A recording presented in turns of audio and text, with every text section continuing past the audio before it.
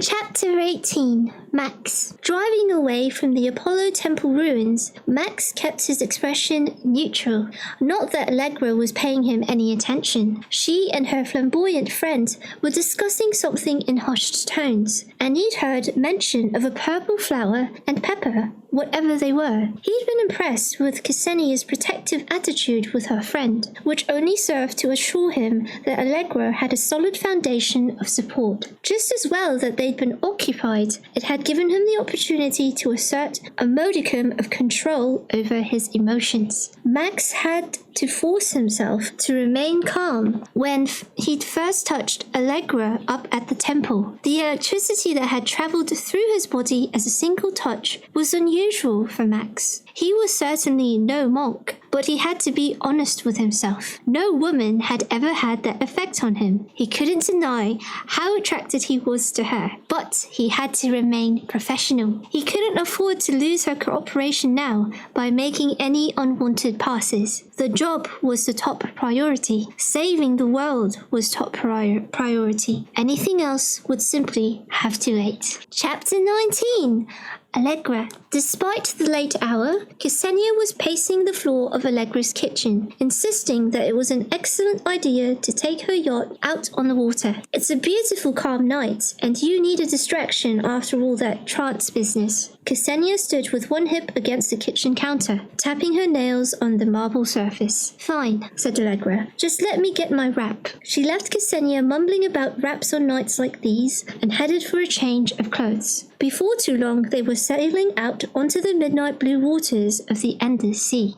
Allegra lounged under the stars while Ksenia fixed them drinks at the bar. They were alone on the boat, except for Captain Flecht. The old sailor had been happy enough, despite being unexpectedly roused from his sleep. He'd smiled, his weather-beaten sun-browned skin crinkling at his eyes, and had cheerfully taken them out on the yacht. The sleek white vessel belonged to Ksenia's parents, who were never around, and never really cared what their daughter did with their money. It seemed a game for them to spend it as lavishly as possible, keeping their yachts hanging around the harbour for months on end. Allegra's family also had been wealthy, her father having run a prominent real estate conglomerate, but they hadn't thrown it around the way Solanios did. Not that Ksenia's frivolity with money meant she was uncaring. She just never needed to worry about it running out. Ksenia handed her something red and opaque in a tall, frosted glass. Ksenia's blood vodka. For Allegra, as long as it contained alcohol, it would do. Here out on the water, she felt calmer. Thanks. She took the drink and waited as Ksenia wriggled onto the lounger beside her. Ksenia raised her glass. To the end of the world, as we know it. Allegra stared at her friend. Z, how can you be so callous? Ksenia smiled, already a bit tipsy. Not callous, Ali, just realistic. You're going to try and prevent this epidemic, right? You and Max and whoever else is involved. But on the off chance that you fail, you should probably see to your cute agent friend before it's too late. Allegra sipped her drink. She tasted alcohol and not much else. What do you mean? I saw the way he looked at you. And you simply cannot deny that he is one damned fine specimen of adult maleness. Ksenia giggled and sipped her own electric blue concoction. You're drunk. Ksenia gave a high-pitched sigh. Maybe, but I'm not stupid and you shouldn't be either. She poked Allegra's shoulder with one manicured fingernail. Allegra snorted. I'm not going to jump into bed with some guy, no matter how cute he is,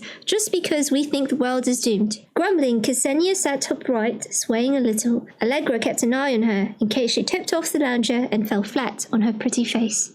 Ksenia pointed a finger at Allegra now. You can waste away your last days if you want, but I'm going to take advantage of this opportunity. What's that supposed to mean? I'm thinking now would be a good time to hook up with Evan for a night or two. Ksenia sipped and giggled. Allegra snorted again. Yeah, I wonder how his boyfriend whom Evan left you for will take that. Ksenia pouted. Oh, right. She looked up at the dark star-studded sky and squinted. Maybe Jean-Baptiste? And then she says, married. Ksenia gasped as something occurred to her. Ksenia. Allegra scolded her very much inebriated friend. The girls burst into laughter, but a sudden lurch of the deck cut their amusement short. Both got to their feet and scanned the heavy skies. Wind gusted from the west, tossing up the yacht up and down. Where did the squall come from? Yelled Ksenia, the wind plucking up the sound of her voice and tossing it into the gusting air. Squall, this is a freaking storm. A wall of waves hit the boat broadside, tipping it over. The girls clung to the rails as the boat began to crack apart, as if a great angry god was squeezing it within his fists. This makes no sense. There wasn't any warning on the Weather Channel, and the captain would have refused if he knew a storm was coming. You can't always predict the weather, yelled Allegra, but she was sure her friend hadn't heard her.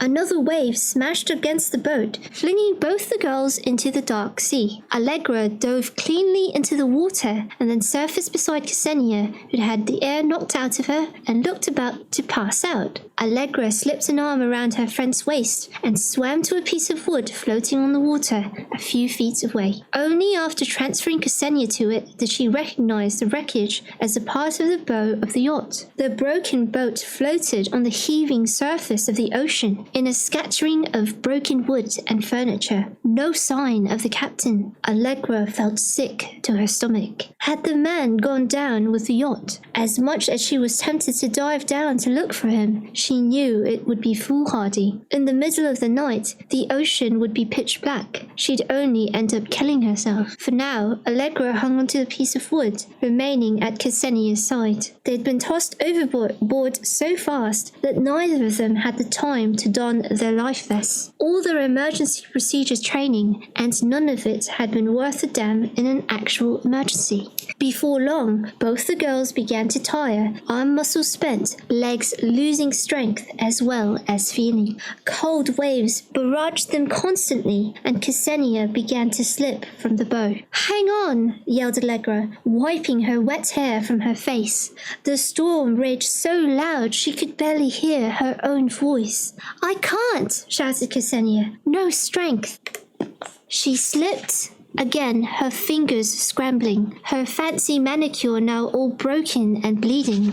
Allegra grabbed for her, but her fingers met dead air. "Ksenia!" she screamed, scanning the water around her, frantic, terrified. With no Ksenia in sight, Allegra had no choice. She dove beneath the crashing waves, reaching blindly into the water for anything, clothing, a hand, hair. Allegra's fingers twisted around Ksenia's long hair, and she pulled, using her steady strength. No sense in tugging too hard and scalping her friend. Ksenia would never forgive her. She pulled until Ksenia began to rise, then changed direction and pushed her friend to the surface. Relieved that Ksenia's body was floating upward, Allegra began to kick more strongly. When Ksenia's foot connected with her head, Allegra wasn't sure if she should laugh or cry. Submerged as she was, the force of the kick sent her deeper, pushing her down beneath the powerful waves. Allegra held her breath, struggling frantically to get to the surface. Her lungs burned as her body convulsed with the lack of air. Allegra thought of Max. She was never going to tell him that she wanted to kiss him. She'd never get the chance to tell him that she really did want to help save the world, that she'd do anything to use her power to help people. Her vision darkened, and she smiled to herself. Maybe it was for the best. What would they have been able to do anyway?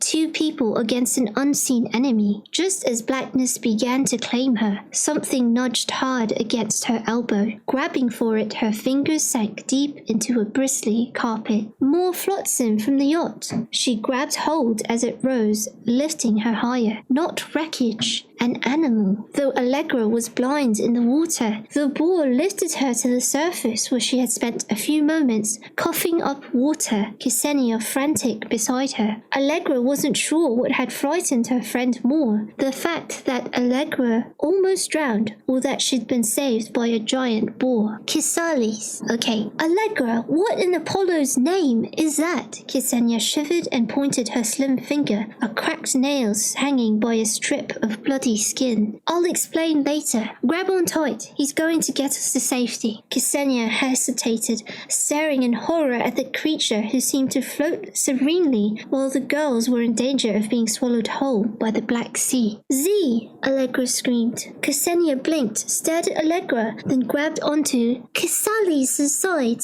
The girls held onto each other, shivering, trying to share their own dwindling warmth, as well as absorb some of Ksali's body heat. What seemed like forever later, they crawled up to the beach, completely exhausted. They lay against the wet sand, shivering, relieved, and in shock. Allegra was in the middle of a fit of coughing when a voice whispered in her mind. Female again, but a different voice entirely. Stay out of the water, my child. The seas are unfavorable to your quest. Then the voice was gone, lost in the roar of the waves. Allegra frowned, lifting her head to look out at the dark, roiling ocean. A strange light glowed from beneath the surface, and a low rumbling echoed deep into her bones. What in Apollo's name is that? Asked Ksenia through chattering teeth. Allegra shook her head. She didn't want to voice the truth. She knew exactly what it meant. It was a threat. Stay out of the sea. Stay out or die. Chapter 20. Allegra. Allegra closed the blinds that looked out onto her drive, suppressing a soft sigh. After the near-drowning incident, Max had insisted on placing guards around the property,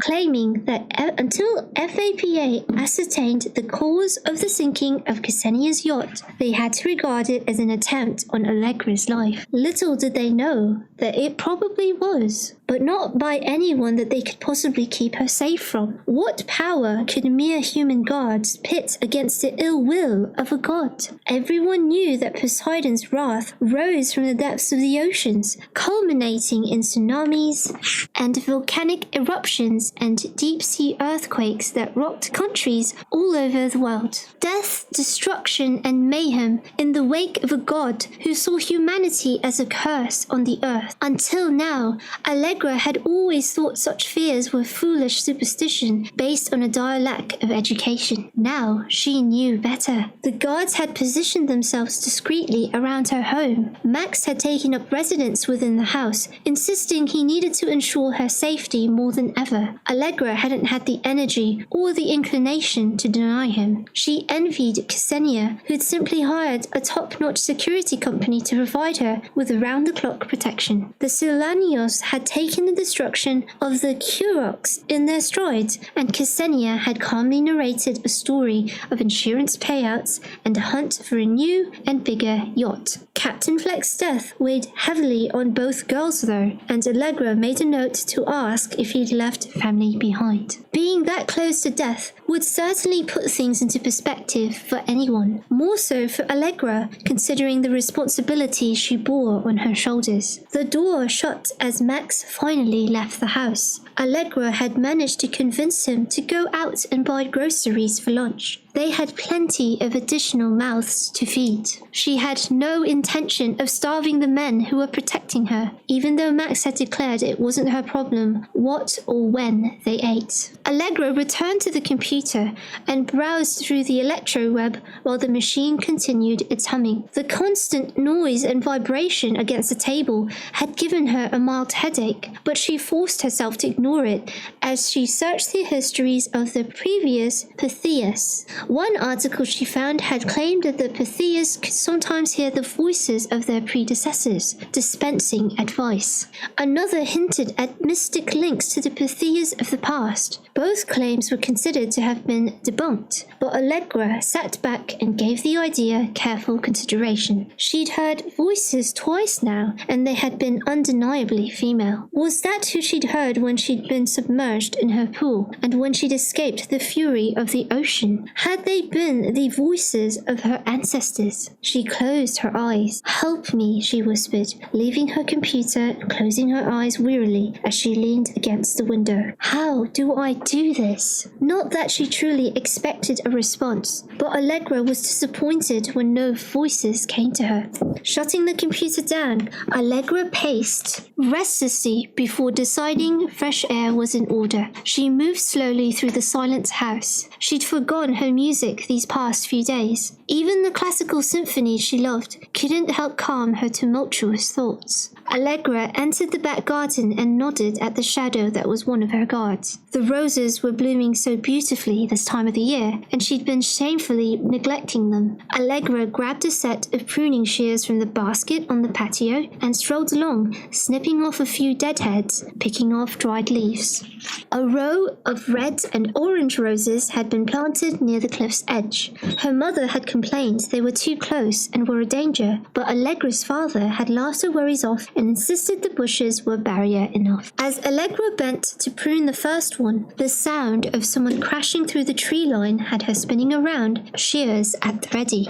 4 armed men, dressed head to toe in black, faces masked, dashed across the garden. One shot at the guard stationed near the edge of the garden, and Allegra's stomach twinged as she heard her protector hit the ground. A second intruder headed straight for Allegra, while a third pointed a machine gun at the guard in the bushes beside her. They'd come so fast that the FAPA agent hadn't had the time to raise his own smaller weapon. The thug heading for Allegra reached for her waist, but she feinted right, kicking hard at his shin. He howled as a loud crack echoed across the garden. Allegra sped off toward the house, but a second thug crashed into her, taking her down. They hit the ground hard, but Allegra rolled over and was on her feet within seconds. Her martial arts training had not been for naught. Jiu-jitsu, capoeira, and jeet kune do, 3 of the most effective forms of martial arts known to the modern world. She was as light as a cat on her feet as she spun and kicked. But her size was, and always had been, her disadvantage,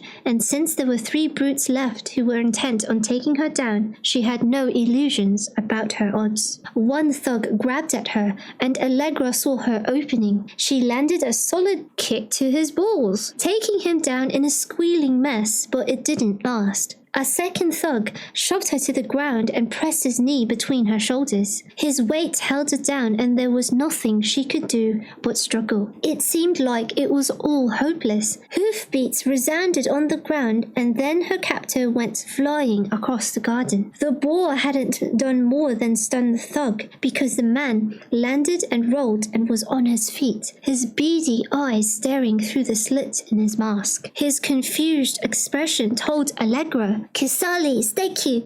He was wondering what had hit him. When he caught sight of the huge boar at Allegra's side, he took a wary step back. Kisales then ran at the thug who was holding a gun on the bodyguard, taking him down within seconds. The guard finally pulled his gun free and began to shoot. The thugs left in mass exodus of blood, broken bones, and bullet wounds. As much as her guards wished to follow the attackers, they chose instead to stay with Allegra. In her opinion, it was a mistake since she had Kisales for protection, but they must have had strict orders because they refused to leave her. Just as she entered the kitchen, Max walked through the front door, bags bulging with shopping, weighing both his hands down. He took one look at Allegra's face and dropped the groceries on the counter, running to her side. "Are you okay? What happened?" When Allegra gave him a quick rundown, he grunted. "I knew I shouldn't have left you alone." "What could you have done against a band of armed thugs?" asked Allegra. "I only escaped because I had Kisales with me." Max shook his head and grabbed the phone, calling the attack in and requesting reinforcements. Ignacio Felix, the security detail team leader, entered the house with a wallet one of the thugs had dropped during the attack. Definitely unprofessional to have his identification on him. Rachel managed to grab it while they fought. At least she was thinking smart. He handed the wallet to Max, who relayed the information to headquarters. Max waited while they searched the man's details, then ran off. At last, he said, "He's a local thug for hire," which explains his stupidity. Ignacio's voice was cold. Max grunted, then glanced at Allegra. She'd taken a seat by the window. Kisales had disappeared, and her heartbeat had at last returned to normal. "The local police are on their way. It's their jurisdiction, so let's just let them do their thing and keep the details to a minimum. As far as they need to know, we were just protecting Allegra because we heard chatter that implied she was on a target list for abduction." Ignacio nodded and left to take up his post again. Allegra didn't speak. She watched in silence as Max made himself at home time in her kitchen and prepared beef patties, got the grill out on the patio, fired, and proceeded to serve them with freshly barbecued burgers. There were no complaints, either about the menu or the quality of the meal. Chapter 21, Langcourt. Lord Langcourt could barely contain his fury. What do you mean you failed? I apologize, my lord. Everything went according to plan. We were well prepared, my lord. If you were so well prepared, then why did you fail? Langcourt spat the words out, his fingers gripping the phone so tight he could hear his knuckles pop. It was the boar, my lord, whined his agent. What was his name again? Pedro or something. Not that it mattered. Failures had no future in their organization. A boar. Langcourt spoke so softly that the agent would have barely heard him. The Pythia's familiar had arrived, so it was confirmed that the girl was the new Pythia. Langcourt slammed his fist into the wall beside him. Indeed, a boar, my lord. A giant boar appearing out of nowhere, standing up on its hind legs. I was sure the men were hallucinating, but they all swore to it. Langcourt smiled, all teeth, no humor. Don't worry. Sit tight. I'm sending a specialist out to direct your next attempt. Langcourt was already paging through his Rolodex. He knows a way to deal with such creatures. Langcourt stabbed the cradle to disconnect the call, then pressed the button for his secretary. Roquefort answered a second later. Get in here. He dropped the phone and began to pace in front of the window. When Roquefort entered, Langcourt faced the taller man to see a grin spreading across his face. Good news, my lord. Yes and no, my boy. We were on the right trail after all. The team in Las Suertes came close to capturing the one and only Pythia in the world, only to be foiled by her familiar. Eternal wealth may be the reward of success, and no mangy animal, no matter how ancient or sacred, is going to stop us.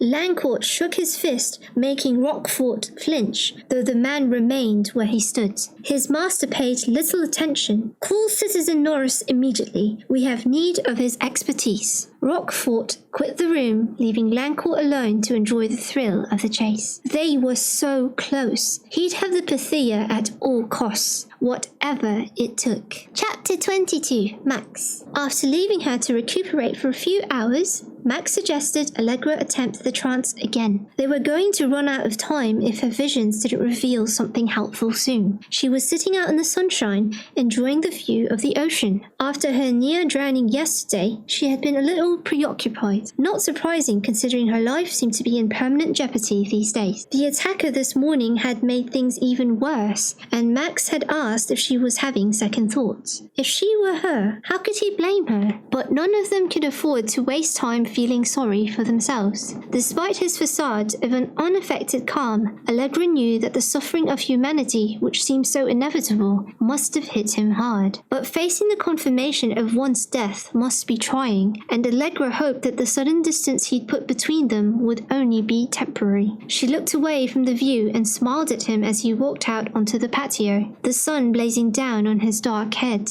If you want to try the trance, I'm ready when you are. Max nodded and paused beside her. Here or inside?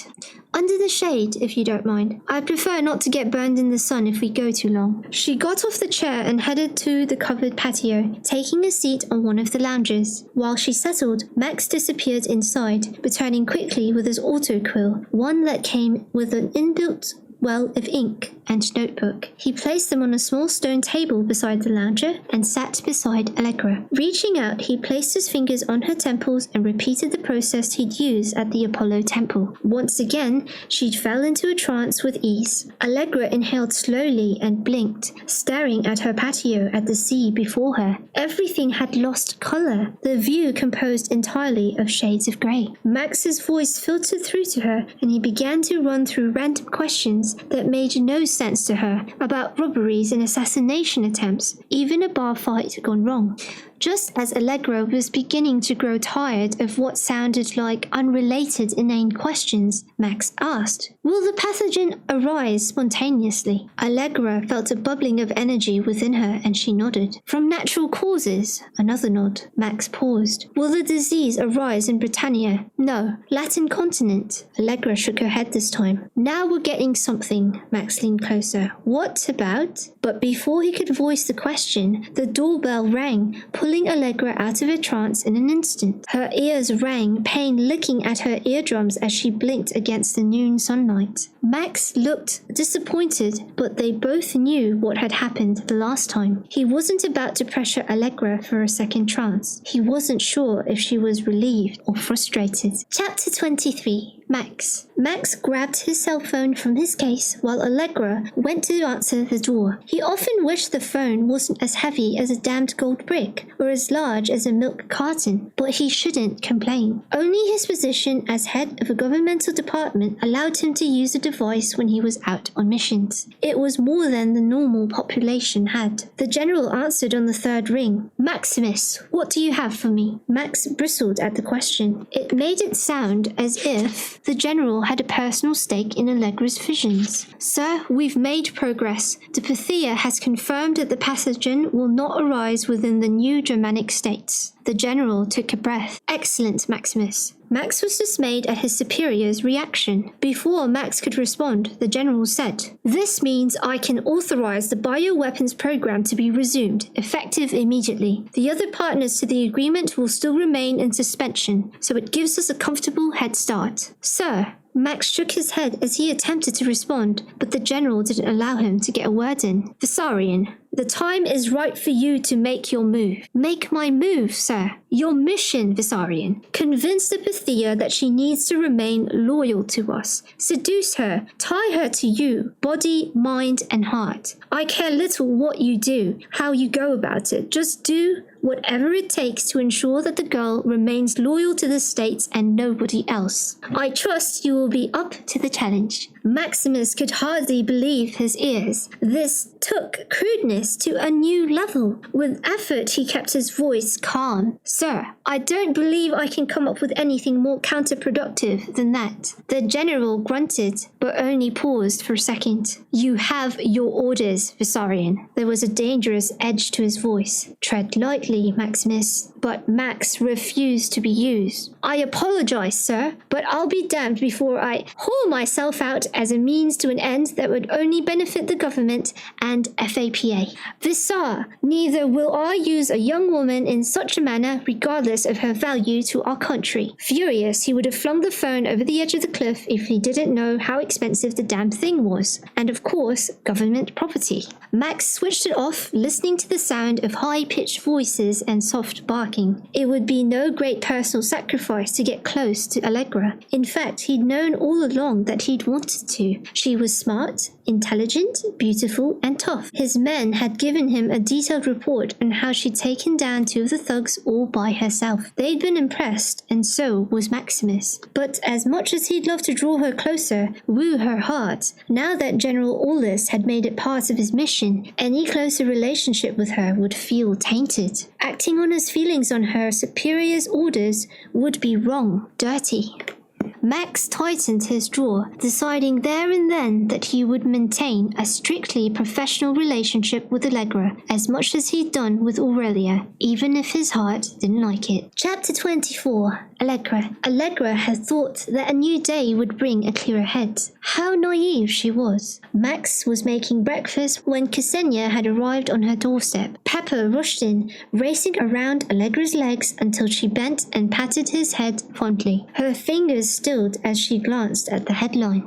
New Pythia discovered in Fornia. Bloody reporters make you sound like oil or gold or something. Ksenia scrunched up her face and stared up at the ceiling. To be honest, you're the only one in existence, and most people believe that the line had died out long ago, so the furor is understandable. Are you validating this insanity? Allegra snapped as she turned the page. The front page article was surrounded by a number of smaller articles scattered throughout the pages of the edition, detailing Allegra's life, her education and career, and even her economic status. They had managed to omit only two crucial details: her name and her face. Small mercies. Max had left the stove and come to stand at Allegra's shoulder, scanning the paper as she herself read through the details of her own life. Damn it, we were supposed to keep you safe from discovery. This just puts you into the international spotlight, not to mention making you a target. Max was halfway to his strange, cordless phone when it rang so stridently that it managed to shut Pepper's incessant yapping up. A few minutes passed with Max's responses limited to yes, no, and I'm sorry, sir. When he shut off the device, Max's face looked grey. I have to return to the capital urgently. My superiors are furious and I've been assigned to find the leak or else. Allegra hurried to her side, worried now. Are they blaming you? Max shook his head, but his expression remained closed. When do you leave? She asked softly. You mean when do we leave? That brought Ksenia to her feet, her eyes watching the interplay between Max and Allegra closely. Allegra ignored her. What do you mean? She stared at Max. They feel it's safest for you. Max reached for her, holding her upper arm. She shook him off. No, I'm not going. As she spoke, her vision shifted and her eyes opening to a scene she least expected. Allegra stood in the middle of a room, bars on the windows and doors, bright fluorescent lights stripping the scene bare of all color. Was this what awaited her if she went to the capital with him? Allegra wanted no part of that prison. The vision vanished and Allegra let out a soft breath, glad her shock could be so easily suppressed. Clearing her throat, she said firmly, I'm not coming with you. Max stared at her and for a moment his annoyance was clear in his eyes. But then he tilted his head and watched her face. Very well, he said slowly, still studying her features. Hopefully she'd given nothing away. Smiling softly, she said, You've allocated 8 guards to the house, Max. Surely that's enough. Even Pepper felt the need to add a yip, though Allegra doubted he'd be of any use against determined attackers. Allegra rested her palm on Max's arm, feeling the muscles bunching beneath her fingers. I'll be fine, Max. Go do what you need to do. Find out who leaked the story and if it's going to jeopardize my safety and the safety of our mission. The mention of the mission seemed to steady Max and he gave her a firm nod. Fine, I'll come back on the earliest flight. He took a step toward her, hesitated for a moment as though on the verge of kissing her, then only gave her a small smile. He turned on his heel and headed for the table where he gathered his files and case and phone. He left within minutes, saying little else, but instructing her to be careful and giving the guards a morale-boosting talking to. They seemed to respect him, which gave Allegra both a sense of safety and a sense of pride in him, which was ridiculous because she wasn't anyone special to Max. Soon after he left, Ksenia decided that they needed fresh air. They didn't release your identity, Allegra, so a walk along the Claudian Boulevard will be safe enough. Just because they didn't reveal my name doesn't mean someone out there doesn't already know who I am. Allegra was thinking more in terms of the safety of her guard unit, but they took her field trip in their stride, got themselves ready and followed the girls as they trundled down the mountain to the town in Ksenia's new automobile. As they headed for Khan's coffee and the girls chose a table and made their order, Ignacio took his seat beside Allegra. He had a small notepad and an autocool ready on his knee. Allegra gave him and his stationery a pointed glare. What is that for? Commander Visarion said if anything happened, I needed to make notes. Your prophecies are too important to go by unrecorded. Will you shut up? Growled Ksenia, leaning forward with her eyes flashing. Do you want the whole bloody world finding out what we are trying to keep under wraps? The man had the grace to look a little abashed. He apologized and took his leave once Ksenia assured him that she was very capable with pen and paper if the need arose. Allegra watched as he crossed the street and leaned against a streetlight from where he continued to keep a close eye on them. If he thinks he's going unnoticed, then he's dreaming. If you keep glaring at him like that, anyone watching will know immediately that he's there. Allegra's voice was soft as she sipped her milk coffee. Besides, do you see any paparazzi? They'd be here already if they had gotten a scent. Ksenia merely rolled her eyes and sipped her latte. Pepper sat beside Allegra, his head on her lap, and she let him be. The warmth from his chin gave her comfort, something she hadn't known she'd needed. Everything was spinning out of control around her, and she was powerless to stop it. The sun in Fornia was warm this time of year, and it beat down on the top of her blonde head. Soon her strawberry blonde locks would be bleached white, a color she hated with a particular passion. She promised herself that if if it got any whiter, she'd have it collared. Something dramatic would be good. A deep purple sounded just about right. But the thought of that colour brought her mind back to the giant purple flower she'd seen in her vision of Ksenia. Allegra stared at her friend and sent prayers to every god she knew to keep Ksenia safe. Allegra would do everything in her power to avert the pandemic, if only to save the life of one person, Ksenia. Then she smiled to herself, and maybe also to save Max. She had to admit that the commander had gotten under her skin with his sexy baritone and his impressive body. No, his body wasn't truly the deciding factor. It was that look in his eyes, the one he had thought she wasn't looking. Allegra realized that she missed Max, which was ridiculous considering they'd only met a few days ago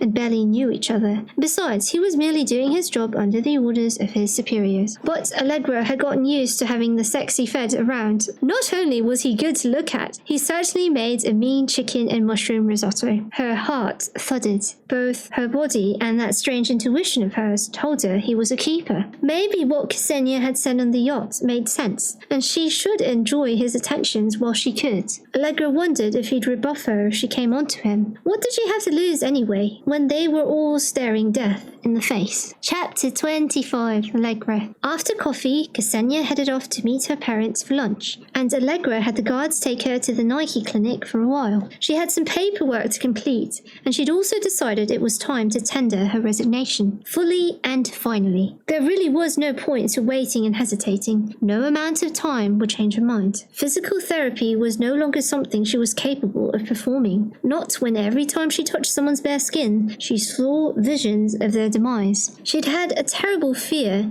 that she'd always see visions of death when she touched someone, even if she and Max somehow prevented the coming plague. Her fear was probably completely irrational, but Allegra felt it all the same. 3 guards took up watch at the entrance while 3 of them entered to check the place out before Allegra went inside. 2 of the agents stayed with her in the car. It seemed a little like overkill, but Allegra left them to it. Better safe than sorry. The recon team returned, happily reporting the clinic's premises were all clear. Allegra left them in the car and went inside, escaping the heat and enjoying the cool, conditioned air of the facility. She was in her tiny office, more of a cubicle than anything, retrieving the printout of her resignation from her printer when someone walked into the room. With her back to the door, Allegra felt immediately threatened. As she spun on her heel, she held up a single sheet of paper as if it was a deadly dagger. "Tox!" she snapped. "You scared me." Allegra's ex, Dr. Toxinius Cassian, smiled, his professionally whitened teeth gleaming like one of those billboard posters for toothpaste. He was the last person that Allegra wanted to see. "You've been scarce, Allegra," he grinned, his tone condescending. "Moping around at home isn't a good look, you know."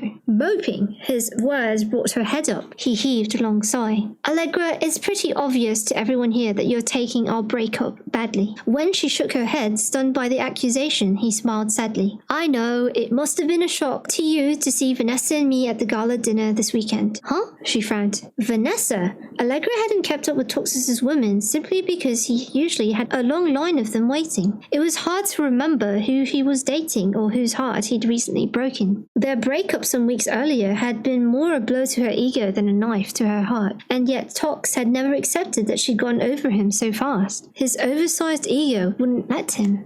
"I'm sorry you have to find out about our engagement in the society pages, but it couldn't be helped. Vanessa is a Brookfield and her parents are old money. The press is always waiting for juicy details." Allegra smiled. "I'm happy for you, Tox. If you are happy, that's all I needed to hear." In fact, Allegra was more than glad to hand Tox and his enlarged sense of sense over to Vanessa from Old Money. Let the socialite deal with Dr. Toxinius. She stuck out her hand, happily smiling at him. He shook her hand, perplexed as she waited, forcing him to shake it and accept her good wishes. As soon as his palm touched hers, the vision slammed into Allegra's mind.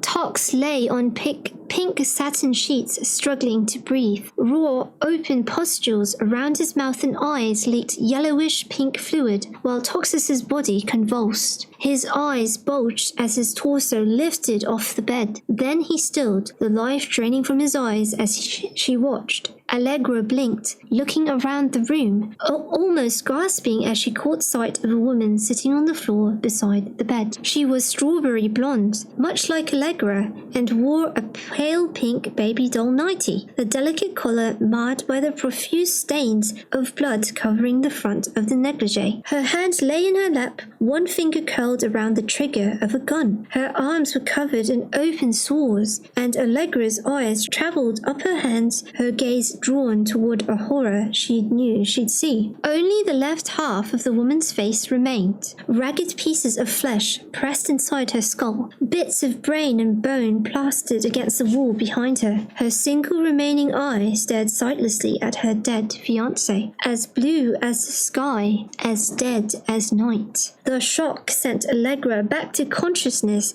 and she had to force herself to remain calm and control her reaction. She gave Toxis's hand one final shake, recognizing the knowing look in his eyes. He'd assumed she'd held onto his hand much longer because she couldn't bear to drag herself from him. Self-centered asshole. It was nice seeing you, Tox. Congratulations. She extracted her hand from his grip and waved her document in front of him. I've got work to do, so don't let me keep you. He stared at her for a long moment, and Allegra smiled pleasantly and waited him out. Tox liked stretching things out. He'd learned a long time ago that making people uncomfortable forced them into action, whether to agree with him or to get away from him. He'd been proud of that technique. Allegra had called it bullying, so she waited him out, keeping her shaking hands as still as she could. At last, his lips twisted. He'd lost the game. He gave her a cursory scan, head to toe, his lips curling as if in distaste. Then he turned and left without a word. He hadn't asked her how she was, hadn't inquired as to the reason for her absence. Not that she'd expected it, but the fact was glaring. She sighed and headed over to the director's office to hand in her resignation. She'd meant to complete all the paperwork, but right now she didn't give a damn. She just wanted to get out of there. Now, Chapter 26, Allegra. Allegra and her RETINUE. That's what she'd taken to calling them because it sounded less depressing than bodyguard. Had to pass through the town on the way back home. Reason enough to stop off at Sweet Passion, her favorite bakery, for a batch of muffins. Allegra had never been good at any baking, often creating brownies and muffins that could double as deadly missiles. The carbon content in them would be enough to supply a pencil factory, or so her mum Julia had always said. The guards followed her inside. They'd all dressed in different garb, workmen's coveralls, a suit, golf attire, a toga. From looking at them, you'd never tell they were part of the same team. So perfectly did they blend in with passers-by and tourists. The coffee shop was so full she could barely find a place to stand. The guards were forced to lag behind, with only one of them, Ignacio, remaining at her side. Allegra had been waiting patiently in the line for the selection of the day's muffins when a shot went off, sending patrons and the staff into a mass panic. The smartest of them hit the ground, no doubt hoping to clear of any bullets. Allegra followed suit, touching down beside Ignacio. When she glanced over her shoulder at the entrance, her heart sank. The doors were shut, guarded by two large men in masks, submachine guns in hand. The rest of her team was still outside, staring into the shop, looking helpless and angry. Panic simmered within Allegra's chest, and she shifted to scan the rest of the shop. A dark-haired, pinch-faced woman lay beside her, staring straight at Allegra's face, a strange look in her eyes. "It's going to be okay. Don't be afraid," she said, hoping to allay the woman's fears. But the brunette just stared at her, a hard expression furrowing her brow.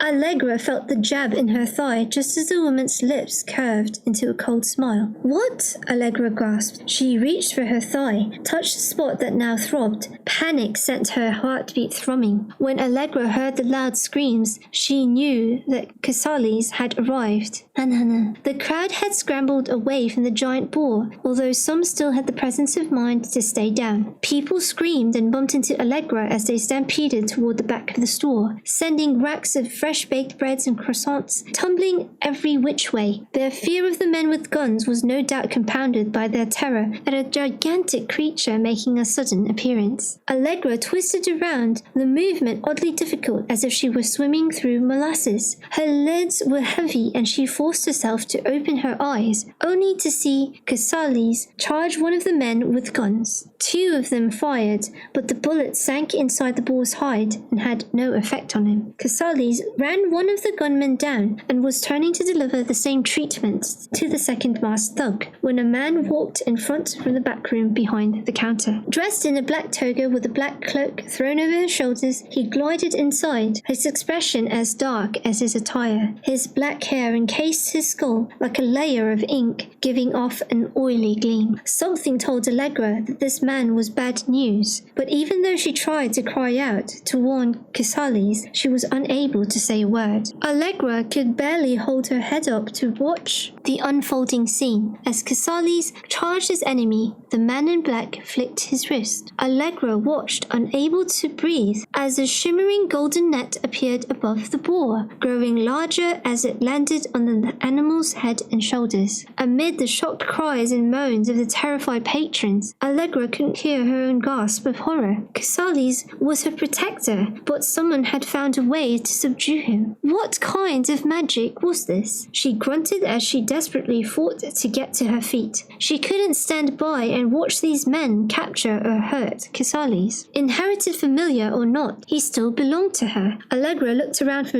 Ignacio, hoping he'd be able to offer her a hand to get to her feet, to do something about Casales. But when Allegra looked to her right, where he'd just been moments before, she choked on her shock. Ignacio lay on his side, staring at her blankly, the hilt of a dagger protruding from his neck. Tears filled her eyes as she reached for him. Even though she could see he was gone, she still felt the need to shake him, had the odd sense that maybe if he'd heard her voice, he'd wake up. But she couldn't move her hand. She glanced back up at Casales, unable to do a thing as the net closed around him, expanding to cover him from snout to tail. And then, in a shimmering of gold that was too beautiful to be appropriate for this horror, Casales in the magical net disappeared into thin air. Frantic now, Allegra tried to struggle, but she felt worse than numb. It was as if her head floated in a sea of nothingness. A movement beside her drew her attention, but she was helpless to defend herself. She couldn't even turn her head. Something dark covered her face, blocking off all light. A bag, or whatever the woman injected into her thigh, begun to affect her brain. Allegra felt rough hands wrap around her, lift her off the ground. She tried to kick and struggle, to elbow them away, but despite her panicked efforts, she remained immobile and helpless. Blackness took her before she could devise an escape plan. Chapter 27, Max. The flight was bumpy this time. Strong winds tossing the plane left and right among the gathering storm clouds, while lightning played havoc with the electronics. From the barely subdued terror on the faces of the flight attendants, Max wondered if they'd reached the capital alive. It seemed that the gods were unhappy with him, or maybe with FAPA.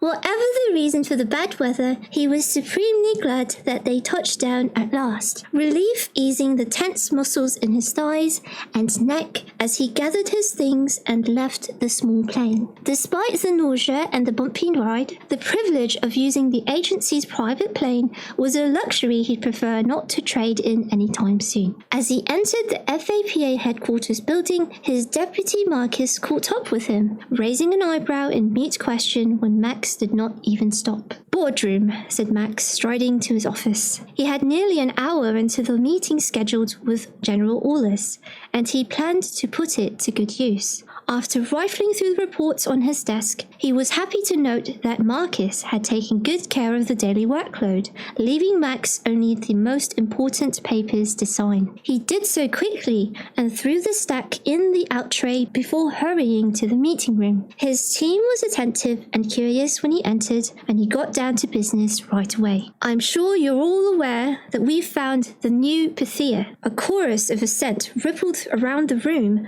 underpinned by a curious murmurs.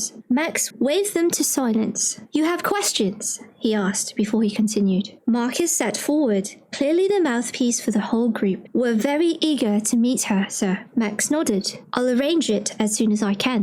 I do believe you will like her." "She's agreed to cooperate?" asked Karina, wiping her platinum hair out of her face. Max smiled. "Yes, she has. We did obtain a little more information. She's confirmed that the pathogen will originate outside the new Germanic states." "Does this mean we're going to lock the borders down?" Gerard asked. Max shook his head. "It's unlikely that anything we do will stop this virus. For that, an increasing biosecurity would merely delay the inevitable. What we need to do is cut it off at the head." Marcus rubbed his chin. His brows scrunched. "It shouldn't be too longer now. The Pythia will help us stop this before it's too late." Max clapped his deputy back on the back. "I'm glad we agree on that, Marcus. Now, we just have to help her train a little faster." Max asked for a quick rundown of the team's recently closed cases and what they currently had on their plate. While he listened, he felt pride in his people for managing their daily tasks so well, despite knowing that in a few weeks, all their work could have been a total waste of time. Leaving the team to continue the meeting under Marcus's guidance, Max headed to meet General Orlis. He'd requested Max's presence at a meeting of department heads. Despite his own seniority, Max preferred to miss these meetings as much as possible. At such meetings, heads were likely to roll, and Max hoped he wouldn't be pulled off the case. All this could be unpredictable at the best of times. The moment Max walked into the room, he knew he was in for a trying hour. "Commander Vissarion, so glad you could make it." Max smiled and bowed his greetings, then took his empty chair at the foot of the table. He waited as the general discussion was completed and they began to discuss the Pythia. Orlis said, "I'm happy to say that there's a very high likelihood that this Pythia is the key to averting the impending pandemic." Orlis crooked his finger at Max, who rose and stepped to the general's side, waiting. "Our only problem is that despite every effort to keep her existence under wraps, the papers have gotten wind of it." Orlis looked up at Max. "Have you seen them?" Max nodded. "This morning's papers, splattered all over the front pages. They know a lot about her. They've withheld her name so far, but there's enough information within those articles for anyone smart enough to follow the dotted lines and figure her identity out. Not to mention that people who know her will immediately guess it's her." Max tightened his jaw. "I'd like to know who could have leaked this information, considering this was a top secret project." Orlis's eyes narrowed, but he didn't overreact. Instead, he nodded lightly. "I have my suspicions." A heated debate followed, and the departmental heads demanded to know more about the situation and who the traitor might be. General Orlis got to his feet. "I have a strong feeling it's one of the senators. I briefed some of them on the emergence of the new Pythia, but the papers have details I never gave them. They have enough fingers in different pies to have obtained such inside information by nefarious means." "That sounds a bit dramatic," someone called out from the end of the table. Orlis glared at the speaker. "Nevertheless, we all know too well that the information has a way of leaking past even our own security protocols. The senator involved likely has a mole on his payroll, someone well-placed and trusted enough to know this much about the new Pythia. It's still odd that her identity wasn't revealed outright, so perhaps they don't know exactly who she is." "Yet?" asked Max, knowing the path Orlis's mind was taking. "After the last attack, the bodyguards knew she was more than just an ordinary seer, but Max hoped he could give them the benefit of the doubt." Orlis faced Max. "There is only one thing we can do, Vissarion. Have her sign an ironclad contract that ties her gift and her personal services solely to FAPA. Make her an official agent if you have to. Have her sign a non-disclosure agreement as well." Max's jaw dropped. They wanted to trap Allegra into serving the NGS exclusively, and they wanted to use Max to do it. Chapter 28. Max. Max tried to contain his fury. He was appalled that they were treating Allegra like a commodity, but he could hardly voice his disagreement. Not here in front of all these people. Aulus must have read his expression correctly because he clicked his tongue, irritated. You're doing what could be considered the most important thing you will ever do for your country, for mankind. Max hesitated and Aulus took a step closer to him. The news is out, Commander Visarion. Time is of the essence. Governments around the world will be vying for the Pythia's ear. Hundreds, if not thousands of petitioners will descend upon Las Suertes within days. Do you even understand the ramifications of that? For the benefit of the new Germanic states, we must deny everyone her sight. You must move fast, Visarion. Max frowned at Aulus's tone, but was unable to ask him anything further as a commotion ensued at the threshold. A man entered, pushing his shaggy hair out of his face as he tried to explain who he was. Let him pass, yelled Aulus. To Max, it looked like the general was losing his patience.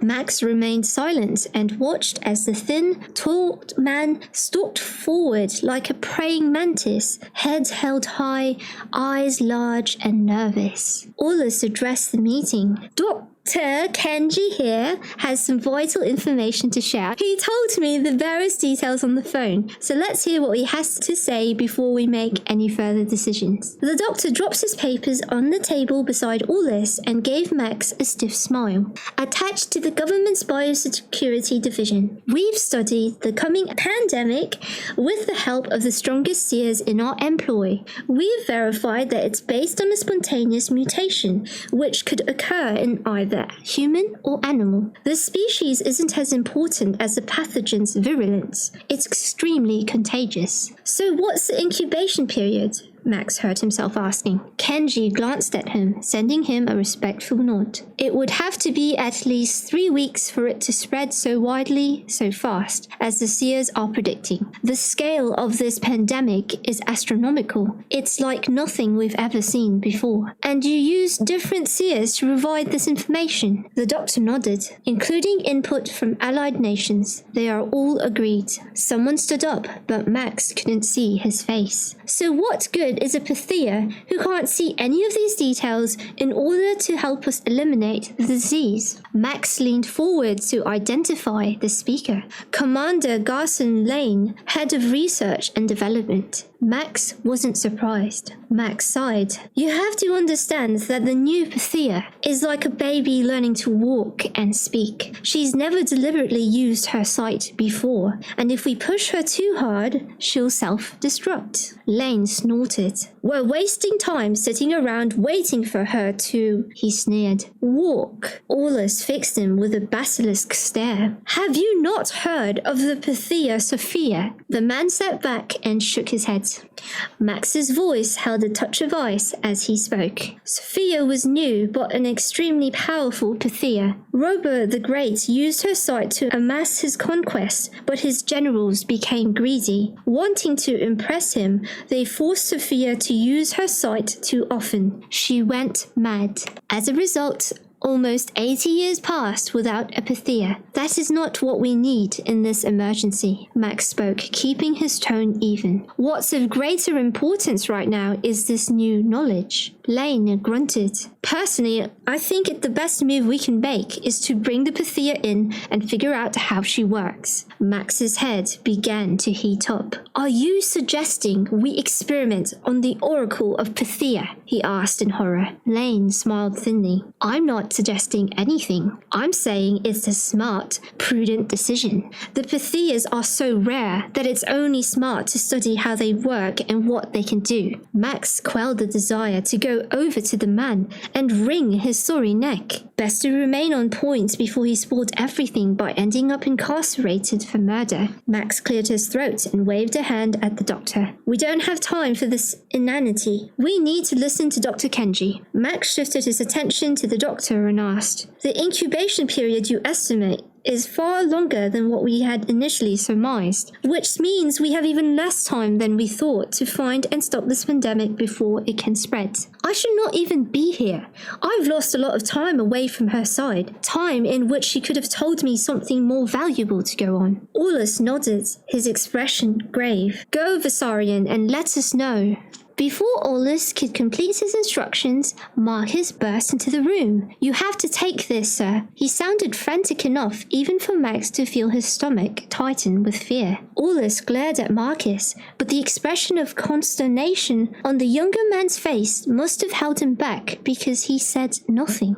Marcus handed the phone to Max. One of your men from the Pythia's protection detail agent is calling from Barbarina town. The seer has been kidnapped from a bakery in broad daylight. The words spilled from his mouth, but he kept his volume low enough for only Max and Aulus to hear. The departmental heads at the table leaned closer, and despite Marcus's discretion, within seconds the entire room was abuzz. Several agents rose to their feet in their consternation. How did this happen when we were so close? We have to retrieve her. Was she taken alive? Do we know if she's still alive? Aulus faced the table, waving at the gathering to relax and to sit down. We will get to the bottom of this. Maybe if we hadn't pulled Commander Visarion off her detail, we'd still have her in hand. Cut in the head of bioweapons. Max bristled even though the man was saying what he said himself. The problem was he was referring to Allegra as if she was a mere object, a possession. Aulus was nodding. Perhaps you're right, but we can't change what's happened. He turned to Max. You will return immediately. Max snapped his gaze to Aulus. The storm, sir. All the airports are closed. Not even our planes will be allowed to take off. Aulus raised his eyebrows. We'll get you there, even if we have to requisition a fighter jet from the army. Max nodded, though his stomach turned queasy at the prospect. But he would have to face any risk if it meant he would be able to hunt for Allegra more quickly. Aulus looked at Max. Any resource you need, ask and it's yours. No questions asked. Max had to force himself not to tell the man that it was a little too late for such a show of support, but he shut his mouth. Aulus shook his head. This doesn't look good for us. The new Pythia goes missing the very day the press reports on her existence. The Senate is definitely going to hold us responsible for this. Even though it's likely one of them who leaked the information, said the biosecurity chief. Even more because of that, said Aulus. Max took his leave, then tired of the back and forth and worthless discussion. He needed to get back to Barbarina town and find out what had happened. His stomach was a tightly clenched ball of fear. The reality of having Allegra ripped away from him, the pain of not being able to protect her, left him feeling raw. He was afraid. The fear of what might happen to her in the time that would take for them to find her and rescue her made him feel cold and sick inside. Max didn't want to think about it. As much as he'd been trying to convince Allegra that she was in danger, he'd hoped at the back of his mind that he was wrong. Leaving her side had been a mistake of epic proportions. Chapter 29. Max. Again. Max had left the capital so quickly he'd barely had time to talk to Marcus. He'd grabbed Carina Brava, his top seer, and Flavius Lex, his most experienced locator, and taken the first flight out using one of the army's newly commissioned supersonic jets. Max had no clue the army had converted a jet meant for fighting wars and flying under radar into a vessel to carry senior staff across the world. He wasn't about to question the privilege, not when every minute counted and they needed to get Allegra back, not when the jet got him faster to the scene of her abduction. The 4-hour flight to the west coast had been completed in under an hour, and Max swore to himself he'd never fly supersonic again. Not if he could help it. He felt like he'd left his stomach and all his bones back in the capital. From the dazed expression on Carina's and Flavius's faces, they were in absolute agreement. A car was waiting for them on the tarmac and sped them off into the Fornia Hills to Barbarina town. Max paid little attention to the weather or the news as his mind filtered through the possibilities. Which groups could be responsible for Allegra's abduction? Max had obtained more detailed information on the abduction and couldn't quell his rising anger and sadness that Ignacio, his most trusted man on Allegra's detail, had been killed by her captors. And not only him, aside from the casualties within his team, 2 innocent bystanders were also dead and several wounded. It was evidence that Allegra's abductors were absolutely ruthless. They had been better armed than his men, and how on earth had they neutralized Casales? As they turned into the driveway of Allegra's house, Max felt his fear and anger rise. He jumped from the car even before it rumbled to a halt near the front door. Ksenia was already at the open doorway, glaring at him with reddened, accusing eyes. She was holding onto her dog's leash so tight the animal had to lift his head to avoid being strangled. "Can you get her back?" she snapped angrily as her eyes glistened again. "I'm going to do everything I can, Ksenia." His voice was low as he tried to ensure his own raw emotions didn't leak into his tone. He must have failed because Ksenia gave him an odd look, then a short nod. She turned on her heel and disappeared into the kitchen, where, shockingly, she set about preparing tea and coffee and piling plates with muffins and pastries. From this pampered princess, it was no less surprising than if she prepared an entire meal. Max wasn't about to complain. 4 of the surviving guards were gathered in the living room, the bright sun streaming onto them, making a mockery of their emotions. One of the men, Alan, looked up, his expression dark. He didn't wait for Max to ask for an update. Alan took a deep breath and looked straight at Max. "Carlos is in hospital with a concussion. He'd been watching from his car across the road, bashed over the head with something hard. Kasim is still in a coma, stabbed close to the heart with what looked like an ice pick. Doctors are not confident that he'll wake up.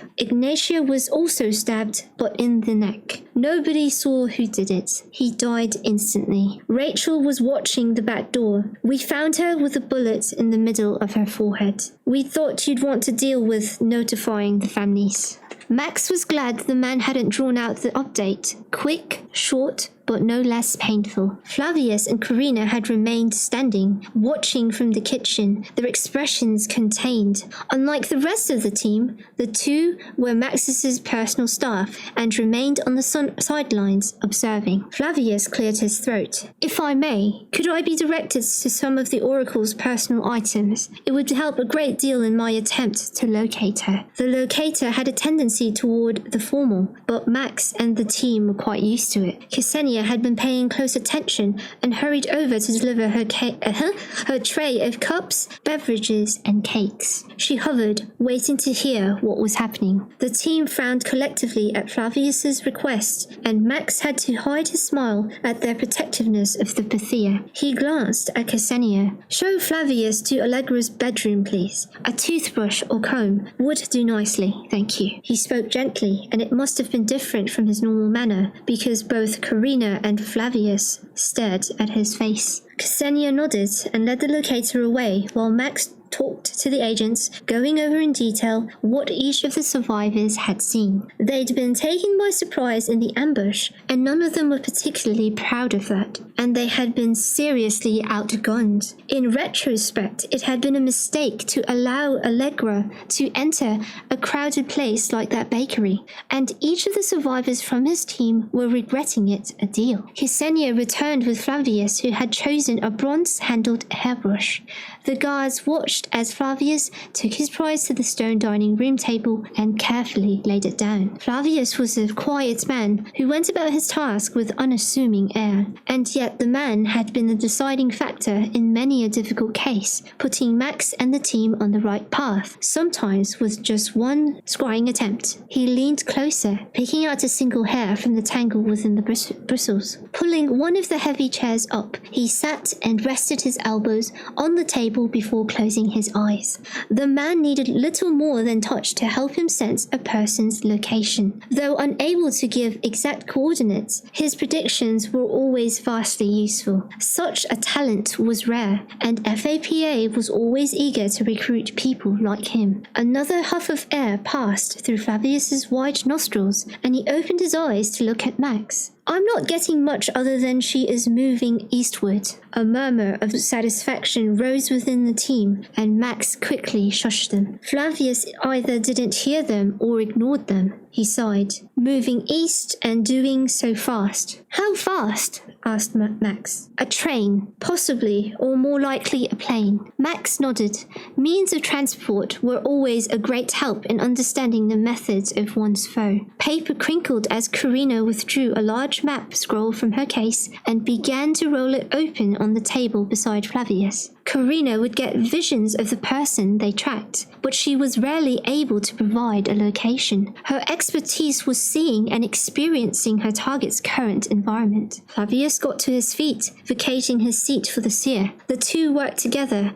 moving in harmony like the partners they were. Their self-assured movements provided a sense of calm for the exhausted agents, and they relaxed a little as they watched the pair. Karina took another strand in her fingers and then laid it in her palm before sitting back. Her eyes glazed over as the vision filled her mind as she accessed Allegra. She's too strong. I cannot obtain access to her thoughts, only her surroundings. It would be sufficient, but Max didn't speak. Once Karina entered the trance, she couldn't hear anything around her. In Max's experience, each seer functioned differently within different parameters and personal skill barriers. Karina had this permanent inability to hear people while she remained within the trance. The seers adjusted to their handicaps. Karina usually made a list of things she was looking for and memorized them before she entered the trance. She's sequestered in a separate area, so she can't hear what her captors are saying. Karina tilted her head, listening. It sounds like an airline announcement. No, the captain announcing a flight time. He's saying 6 hours to landing. Something about refueling. He has an Anglian accent. Max stiffened. Londinium. Chapter 30. Max. If it's a private plane, as we must assume, could it be that they are taking her to Londinium? It's a large city and significant financial center. Whoever arranged her capture is rich and influential. It might fit. The direction is right, Flavius said, though from what I sense, she's not over the Atlantis Sea as yet. We might just catch her with a jet. If only we knew where they'll come down to refuel. There are several possible airfields on the east coast. Karina came out of her trance. Sorry, that's all I could get. The Pythia is drugged, only dimly aware of what goes on around her. Max made a quick calculation. Without a more exact location, they could not catch the abductors before they left the state's airspace. Better to go straight to Londinium if Flavius confirmed that destination when they got to Nova Roma. The Anglian Isles are a fairly large territory though. It's not going to be easy to find her. Alan shook his head as he began to pace. We can get transport there easy enough. Between Flavius and Karina, we will find her. Max doubted he'd be able to commission the jet he'd arrived on, not for a trans-Atlantis flight for the whole team. Max called Aulus, who assured him that their flight would be arranged and ready as soon as they got to the airport. Max felt the fatigue in his bones, in his mind. He was weary, but of what exactly? Allegra's disappearance had put many aspects of his life into perspective. Max could now admit to himself that he'd grown weary of his job, whether it was answering to Aulus or the role itself, and he suspected it was mostly the former. Max longed for work with more autonomy, something that gave him true satisfaction. And yet this attachment to the Pythia was something he'd never give up, and without his job, even with all its drawbacks, he would never have met her. The new Pythia was intriguing, attractive, intelligent. He could not possibly request a transfer if it meant never seeing her again. Before Max headed for the airport, Ksenia handed him a small leather bag, insisting he take it for Allegra. Max had been impressed at Ksenia's strength and her thoughtfulness. They left the guards at Allegra's house on the off chance she'd return. It was an excuse to get them to rest and to check on Carlos and to be there in case Kasim failed to awaken from the coma. A second supersonic flight was not what Max had wanted, and Karina had only made it worse by reminding him that the flight across the Atlantis Sea was technically supersonic too. At least the bigger Icarus 700 planes should be a little easier on the stomach. They arrived on the tarmac at Nova Roma Airport and headed inside to check in. The waiting lounge was buzzing as people huddled in groups, free drinks and snacks forgotten as they whispered to each other. What's going on? asked Karina, keeping her voice down. Max nudged her and tipped his head toward the two men in business suits poring over the afternoon edition of the local paper. Everyone was discussing how the government had failed to properly protect the new Pythia and wondered where she could be and who dare would abduct her. Would there be a ransom demand? Max and his team grabbed something to eat and remained on the sidelines listening in where they were able, after getting hold of their own copies of the available national and international papers. Apparently, the world was deeply critical of the new Germanic state's inability to keep Allegra safe. There were many suggesting that Allegra be moved away from the clear dangers within the borders of the states, calling for international funding and manning of her protection detail, because clearly the states had fallen down on the job. More importantly, many international governments and corporations were up in arms because they had not known about her existence until now. A few were accusing the states, justified accusations, in Max's opinion, of attempting to keep Allegra all to themselves to gain an unfair advantage. They were calling for an international summit to discuss the situation and establish firm rules of access. Max scanned all the articles regarding the Pythia with growing dismay. "Did you know about this?" asked Karina, her voice holding the distinct edge of accusation. "Know what?" asked Max, struggling to focus on the blurring words. He was too tired to function anymore. She and Flavius had taken seats with Max at a small seating arrangement of 4 single sofas and a glass coffee table. They were beside the floor-to-ceiling window that faced the tarmac and the planes as they took off. They could see their plane, the gigantic jet, waiting for them outside. Karina shifted to face him, stabbing a copy of the Nova Roma Herald with her forefinger. "Did you know about this?" she repeated, her tone angry. "What in particular? That there is an international treaty governing access to the Pythia." When Aulus had mentioned keeping Allegra's abilities for FAPA alone, Max hadn't agreed. Now that the world had begun to talk about it, the general's plan was definitely not to go forward. Max was supremely grateful to the gods that he hadn't attempted to seduce Allegra on behalf of Aulus. He nodded gravely. "Yes, I knew. I've been working with Aurelia for most of my career. For the interim, I assumed we were ignoring the treaty because we were thinking of Allegra's safety first. The fact that she'd been attacked more than once already meant someone was out to either kill her or abduct her. We thought it was best to wait until she was safe and secure before announcing her identity and availability to the world." Karina leaned closer. "I can understand that, but Allegra's life is in serious danger right now." Flavius shook his head. "Surely nobody would want to kill or hurt such an invaluable source of information, especially now with the looming extinction event." Max knew what Flavius was feeling, that disbelief that someone would target Allegra, who was likely their only key to saving human existence. "The attempts on her life so far say otherwise." Max spoke quietly. "And perhaps her captors are ignorant of the impending epidemic, which makes it all the more imperative for us to find her and bring her to safety." "There is a possibility that they aren't going to hurt her," suggested Flavius. Karina snorted, drawing both men's attention. "If that's the case, then why did they go so far as to kill our agents? Seems to me that a tranquilizer dart to get her guards out of the way would have been enough." Max nodded. "The excess violence they used may merely indicate how important she is to them." Even though Max spoke the words, he still didn't believe it for an instant. Karina was right. The circumstances of Allegra's abduction didn't bode well for her life expectancy. Chapter 31. Allegra. Blackness blanketed Allegra as she slowly became aware of her surroundings.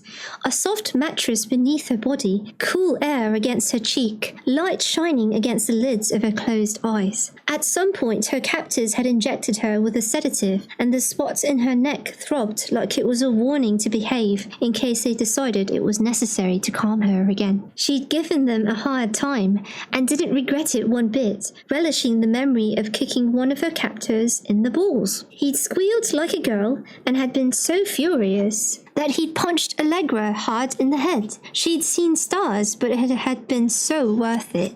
Not long after that, they drugged her. Now she cracked open her eyes, thankful for the light in the room, however meager and cold. She'd grown weary of the constant darkness around her head. The hood had slowly begun to suffocate her. Vague shapes formed around her. A dull fluorescent light shone from the ceiling, safely hidden behind a recessed panel, covered in solid metal bars. The room lacked windows too, and Allegra began to feel somewhat claustrophobic. She'd never been afraid of enclosed spaces, and yet now a rising panic began to take over her senses. Breathing deeply, she forced herself into a sitting position. She remained still for a moment while the spinning in her head settled. Gripping the edge of the bed, she boosted herself to her feet, steadying her swaying body with a hand on the wall. A few stretches, a handful of jumping jacks, and some walking helped Allegra feel a little steadier on her feet, and she turned her attention to the room. She couldn't help the cold laugh that escaped her lips. A hotel room? What a joke. Dull patterned carpeting covered the floor. A double bed sat against the right-hand wall, flanked by two nightstands. On the wall opposite this bed sat a dresser, a metal sheet recessed into the brick behind it pretending to be a mirror. A small arrangement of a tiny two-person dining table and two metal chairs occupied the back wall. The table and chairs were all securely bolted to the floor. After checking the bed, nightstands and dresser, she confirmed that all the furniture was equally fixed and immovable. Smart. As with most hotel rooms, a small passage led to the exit, with the entrance to the bathroom to the right. Allegra rushed to the door, grabbing hold of the handle and trying to open it, desperate to get out. The door wouldn't budge. She cried out in frustration, turning around and slamming her back against the door. She rested her head on the cold metal and stared up at the ceiling, hope threatening to disappear. But she couldn't give up now. Straightening, she took a deep breath and focused on the bathroom door at her elbow. The tiny bathroom was meager, tiled in white, the toilet missing its lid, and toilet paper that they thought to provide it was a surprise was stacked on the floor, no holder in sight. Another smart move, because anything rod-like and pointy could be used to kill a person. Even the towel rails were missing. The sink had separate hot and cold water faucets, but the wrong way around from home, which made Allegra suspect that she was somewhere on the Latin continent. With her curiosity sated and her frustration levels far too high, Allegra paced the room. She ran out of breath too soon, her throat scratchy, as dry as the Nubian desert. A polystyrene water jug and two paper cups sat on the dresser. No glass. Pity. Coughing slightly, Allegra reached for the jug and poured herself a cupful. She drank deeply, figuring if her captors wanted to drug her, they'd likely just stab her with a needle to get the job done. No need for subterfuge, is that how you say it, considering they had subjected her to such jabbing already. Feeling a little better after the drink, Allegra took stock. Her spine and limbs were stiff, muscles tight, clothing wrinkled beyond belief, even for the easy-wear fabric, and stained with sweat too. Allegra needed a shower. She scanned the drawers in the dresser and came up empty. No change of clothes. Maybe they weren't so considerate after all. She recalled seeing a towel folded on the basin and headed for the bathroom. The towel was far too short, hardly larger than a face towel. With a sigh, she used the toilet but wasn't confident enough to fully disrobe and shower. Instead, she washed at the sink, cleaning up as best she could, with a tiny sliver of soap sitting beside the taps. She felt fresher, but without clean clothes she remained uncomfortable. Back in the room, she used the next hour to stretch and perform a few martial arts routines. She refused to panic or become hysterical, even though it felt like the room was closing in on her, even though she was terrified of what her captors wanted from her. Had it been rape, she'd have known by now. Sex trade market, maybe? She'd have to wait to find out. But Allegra strongly suspected that her abduction had more to do with her mind than with her body. They captured Casales, More importantly, they'd known how to capture her boar familiar. That in itself told her that her captors wanted her for her power. The fake hotel room was her prison. She didn't want to dwell on how long she could remain in here. For all its hotel-like appearance, it was still uncomfortable and restrictive. Allegra had only just sat down to take a breath after exercising when the door clicked open. Its soft hush confirming it had a pneumatic door, most likely one that didn't take keys. Wonderful. Not that Allegra could pick a lock to save her life. A tall, dour-looking man entered the room, his lanky, almost emaciated frame oddly corpse-like. His deep-set black eyes stared at her, unblinking. Yet, for a fleeting instant, Allegra could have sworn she'd seen a quickly hidden smile. A gloating smile of satisfaction. I see you were up. Your perception skills are clearly outstanding, said Allegra, giving him a cold glare. He stood beside the door, and she figured she'd never make it to knock his lights out in time. He was smart. He ignored the insult. You are being held at the headquarters of the Order of Hermes. We are a very exclusive brotherhood. I suggest you make good use of your last few days. I'd also recommend you take this time to access your gifts and reveal any prophecies that may be of use to the world. Very soon, you will no longer have that privilege. He smiled openly now and started to turn away. Wait, what do you need me for? Why did you take me? And what did you do with my boar? He didn't answer. In fact, grinned wider at the mention of Casales. He was going to leave without giving her a response. Allegra decided he'd only come to unsettle her, probably some kind of strange torture technique. She tried another tack. Why would you want to die with the rest of the population of the planet? He paused, studying her face through the crack in the door. We only have a few weeks left. Allegra spoke louder.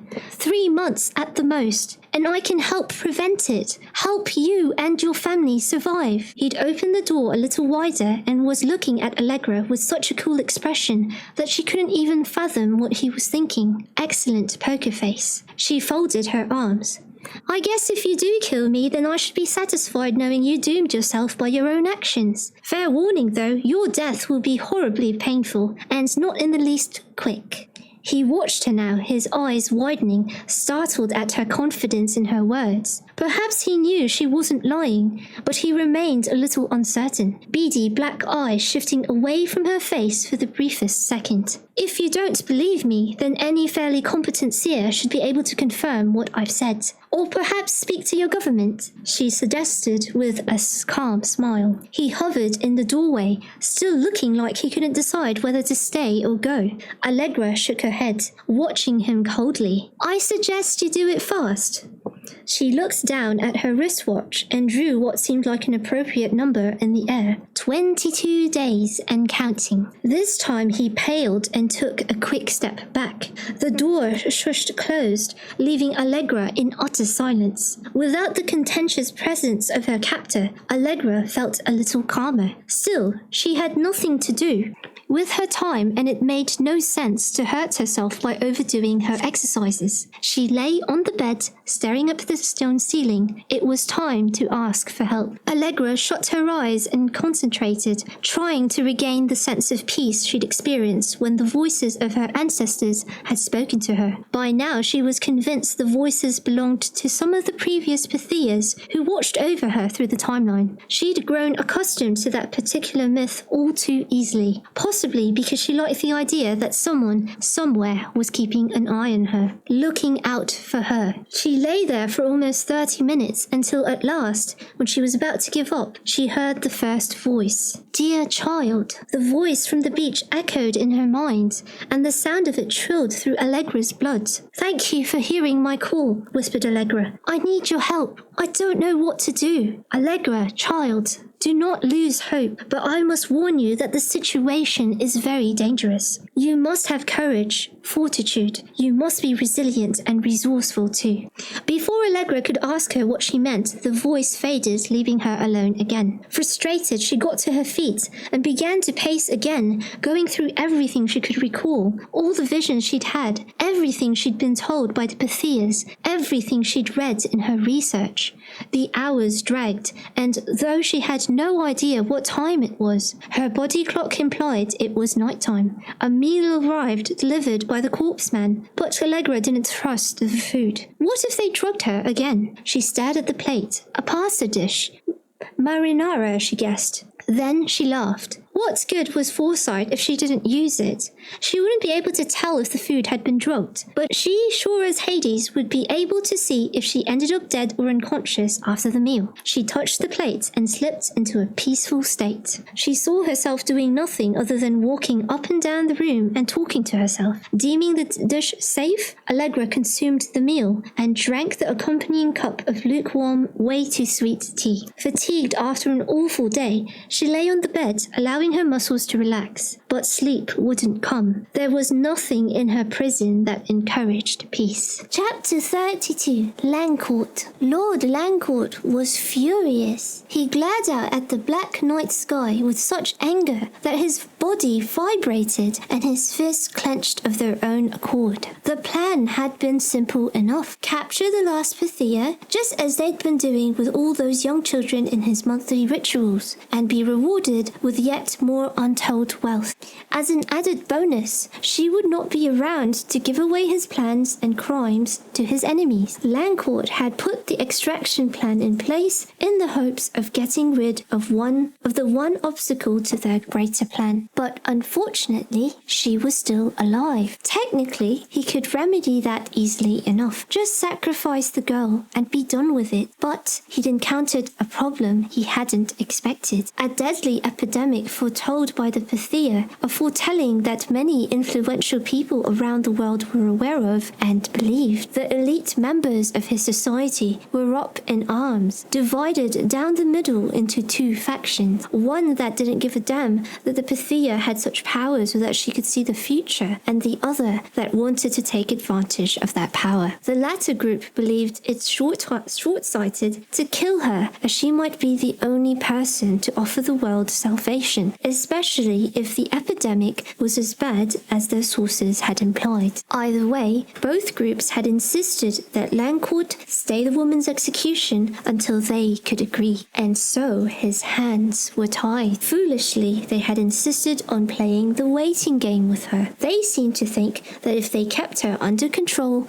until after the epidemic's danger point had passed, it would afford them some sort of safety. But Langcourt had his doubts about that plan. It was dangerous to keep such a high-profile prisoner right in the middle of Londinium, especially when hundreds of operatives from all around the world would be looking for her. Yes, they had the resources to keep her hidden, and yes, they even had strategically placed agents to keep them informed if official investigations got anywhere close to them. But Langcourt had learned long ago that spies existed everywhere. Had that not been the case, he would have been unable to infiltrate so many international organizations easily. He slammed a fist into the wall beside the window frame, glad that it was made of stone, despite his knuckles bearing the brunt of the impact. He enjoyed the feel of the pain as it coursed through his hand. Never let it be said that Lord Langcourt was afraid of pain. He glared out the window at the moonless sky, and the sight of the dark night calmed him somewhat. A sacrificial ritual was scheduled for tonight. A special child had been selected for the reaping. At only 3 years old, his age had made some of the members of the order a little reluctant to use him for the ritual, but Langcourt had been adamant. The child, despite his age,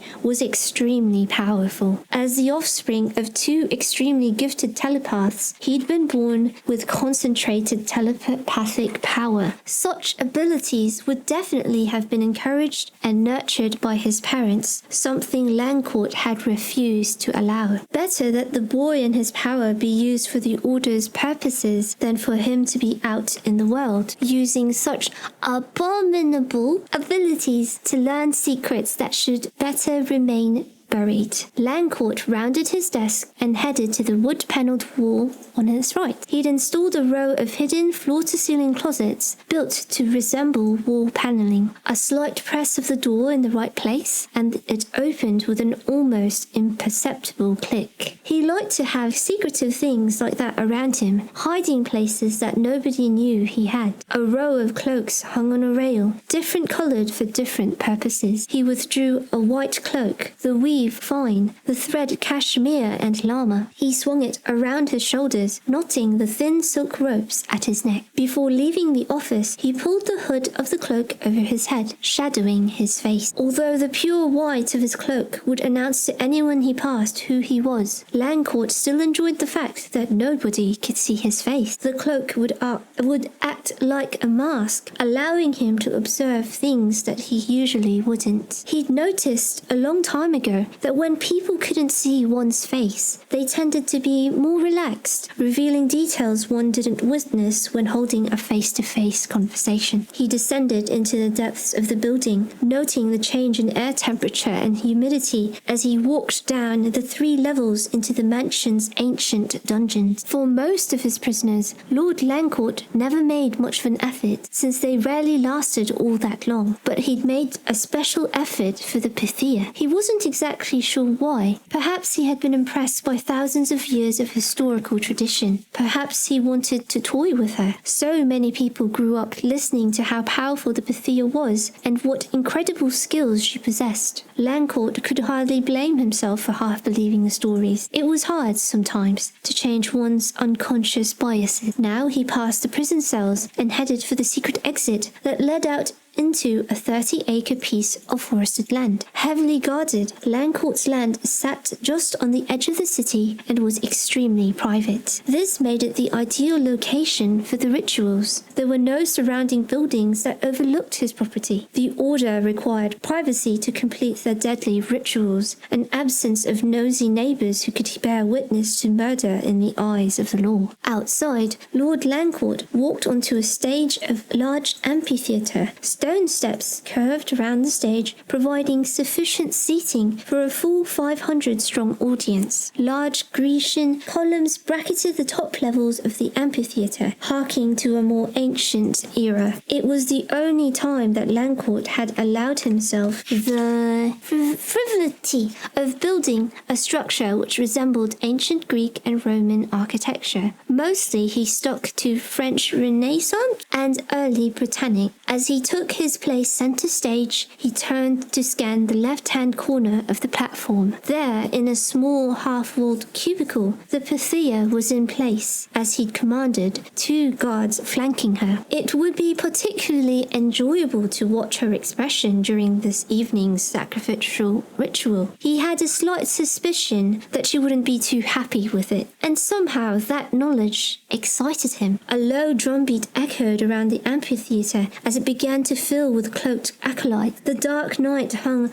like a black ceiling above them, low and heavy. The disciples took their seats in complete silence, only the sound of fabric swishing and feet scuffing the stone echoing toward Landcourt as he waited patiently. 2 guards brought the sacrifice in and led him to stand beside the oracle. Landcourt hid a smile. The seer's eyes had gone from the boy to the sacrificial table, widening in horror. Carved in the shape of a rectangular basin, the white stone was dotted with holes, providing drainage to the bath below. A faucet, embedded into the table's base, made the job of extracting the sacrificial liquid easier. Beside the sacrificial table, there sat a very short, narrow trestle, covered in a black velvet cloth. It bore a small collection of items, among them a single gleaming dagger, a small bronze bowl, and a golden goblet. The seer required no explanation as to what was going to happen. Even the child appeared to understand through his telepathy, though his telepathy had probably helped fill in the blanks. Given his ability, he would no doubt have already seen some of it through Landcourt's mind, not to mention the minds of his guards. The drumbeat increased its pace, kicking the drama factor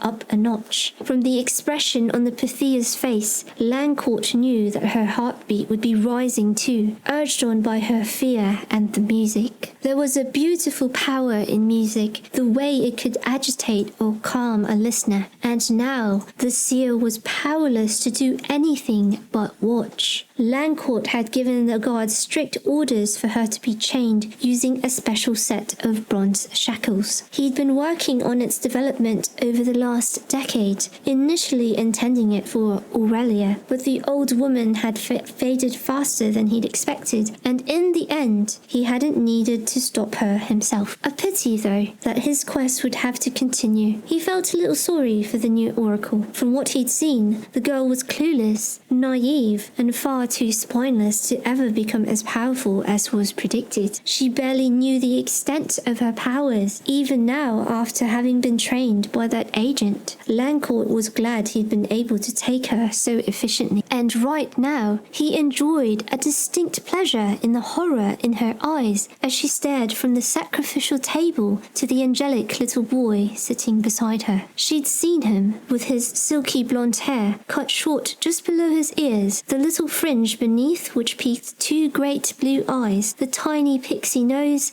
and the little mouth. She'd seen an adorable child, not danger that Lancourt himself saw. Though young, the abomination was far too intelligent for his own good. One of the reasons Lancourt wanted to get rid of him, a gifted child showing so much intelligence at such a young age, was a genuine concern. Combine such intelligence with his telepathic abilities and a desire to help innocents, and you were guaranteed trouble. Lancourt had made it his life's work to ensure that no abomination of any sort would have an overly strong influence on the world. The time had come to eliminate one of those influences altogether, and tonight he would rid the world of what might well have turned into destruction for them all. Before he began the ceremony proper, Lancourt beckoned one of his acolytes. When the young man hurried over, Lancourt whispered in his ear, "Make sure that the seer's guards hold on to her tightly. I suspect she might struggle and attempt to save the child." Lancourt smiled as he returned to face the acolytes, who had by now filled all the levels of the amphitheater. The girl could struggle all she wanted. There was only one end in sight for her. She, too, would have to die soon. Chapter 33. Lancourt. After bearing witness to the sacrifice tonight, the new Pythia could not be allowed to live. Lancourt's cowardly associates would be forced to agree soon enough. He addressed the members of the society in the ritual words, "We are gathered here beneath the dark night. We come together to give thanks to the universe. We are fulfilling a divine purpose in cleansing the world of abominations. No abomination shall be allowed to live, now or ever." A ripple of murmurs ran through the audience as the acolytes of the Order of Hermes whispered agreement and encouragement to their high priest. They were an extremely passionate lot, and Lancourt was glad they'd followed him with minimal fuss. Until recently, both recruitment and maintenance of the membership had been simple enough. The members supported each other socially and financially, and the reward for joining their number lay in plum appointments, rich sinecures, guaranteed wealth, and protection from the law. But now the prospect of the end of the world, of a pandemic that would wipe humanity off the planet, would frighten anyone. Lancourt hoped he'd be able to retain control of them for as long as was necessary, and for that very reason he had refrained from revealing their impending doom. Lord Lancourt lifted his hands to the dark sky and began to chant, singing in his low, deep voice the words of the Order's blessings. He sang in Gaelic, the timbre in his voice thick and strong. The chant was rhythmic, almost lulling the acolytes into a trance. As he recited the lyrical words, the drum beats increased in pace, in intensity, transforming his words into something much more powerful. Soon, the acolytes were swaying from left to right, echoing his chants with rising passion. The effect was quite eerie, and Lancourt Langcourt had to admit he enjoyed the power he held over all these souls. At last, when he'd worked them into a frenzy, Langcourt signaled the boy's guards to bring him over. The seer struggled against her shackles, trying to shrug off her guards, trying to grab onto the boy's arm to prevent the two men from taking him away. Of course, her attempt at stopping them was useless, yet she still fought and struggled anyway. Langcourt could see it in her eyes that she knew how impotent she was, that she knew however hard she fought, she'd be unable to do anything to stop the sacrifice. As the guards led the lamb to the slaughter, the boy paused and turned to look over his shoulder at Allegra. From this distance, Langcourt was unable to hear the words he uttered. He made a mental note to check with the guards later. Whatever the boy had said to the seer had made her skin go ashen. She stared at the child, a strange expression on her face. She allowed her hands to fall, ceasing her battle with her guards. He spoke for a little too long, and Langcourt became impatient. He was about to wave at the guard when the boy nodded at the Pythia, then faced the stage. The oracle did nothing to stop the boy as he turned away from her and walked towards Langcourt. There was no longer a need for the guards to guide him. The child was tiny for his age, his stature barely that of an average 2-year-old, a short life with so much potential, soon to be a sacrifice beneath Langcourt's eager hands. But it was necessary. Langcourt was fed up with the recent rise in mutations. The abominations appearing over the last few decades had reached unacceptable numbers. These skills that the mutants possessed were unnatural. They did not belong in the world. Those abilities gave them far too much power over the rest of the population, placing normal humans at their mercy. And Langcourt was determined to ensure that such a situation never came to pass. The child, a perfect example of such unnatural, abominable power, came to a stop in front of him, lifting his chin and meeting Langcourt's eyes, solemnly defiant. They dressed him in a little white cloak, a tiny version of Langcourt's own majestic one. In a sea of black and in the darkness of the night, the two of them would appear as beacons of hope. Langcourt turned to the table and reached for a bronze bowl. He lifted it, careful not to spill the holy water within. The water, blessed under a full moon within the temple of Hermes, would sanctify the sacrifice. He dipped a finger into the water and ran it across the boy's forehead. The child didn't flinch, merely stared at him with those strange blue eyes. Langcourt waved at two of the acolytes standing by to take the boy and lay him on the table. He didn't need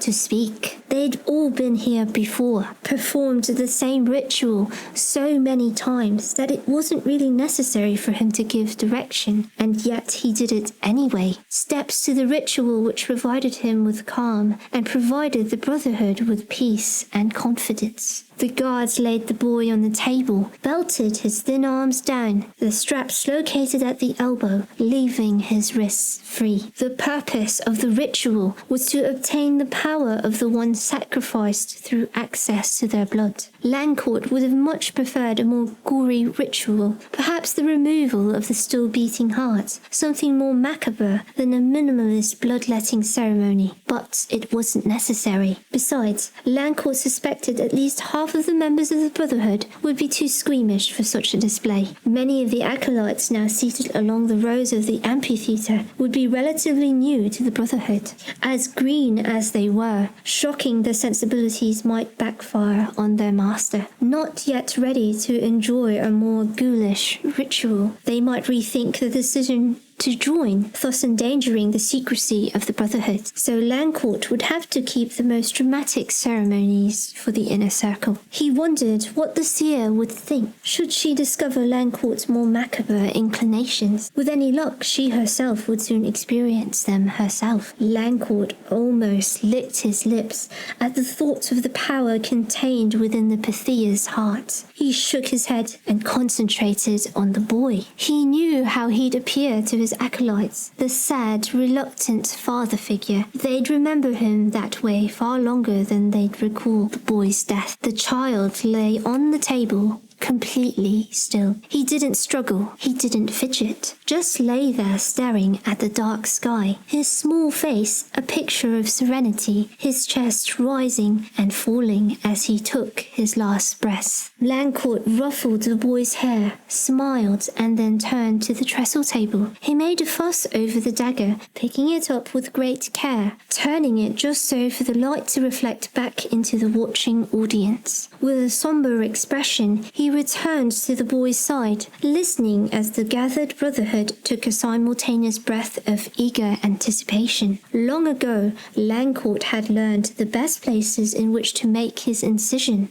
the best spot to encourage strongest blood flow. He proceeded to make incisions into the boy's wrists and ankles, cutting neat slices into veins and arteries. The child didn't even flinch. Lancourt was reluctantly impressed. He himself knew the pain that such an incision could cause, especially without any form of painkillers. The child shifted his gaze and looked directly at Lancourt. He knew the child was likely listening in on his thoughts, but Lancourt didn't care. The victim's death was a foregone conclusion, and his telepathic ability would tell him so. Probably why he was so acquiescent. There was absolutely nothing he could do to stop his fate. His death was inevitable. From behind him, Lancourt could hear the Pythia's renewed struggles. One of her guards held a knife to her neck, likely the only reason she didn't scream or shout in protest. When Lancourt looked over her shoulder, he met her tear-filled, furious gaze.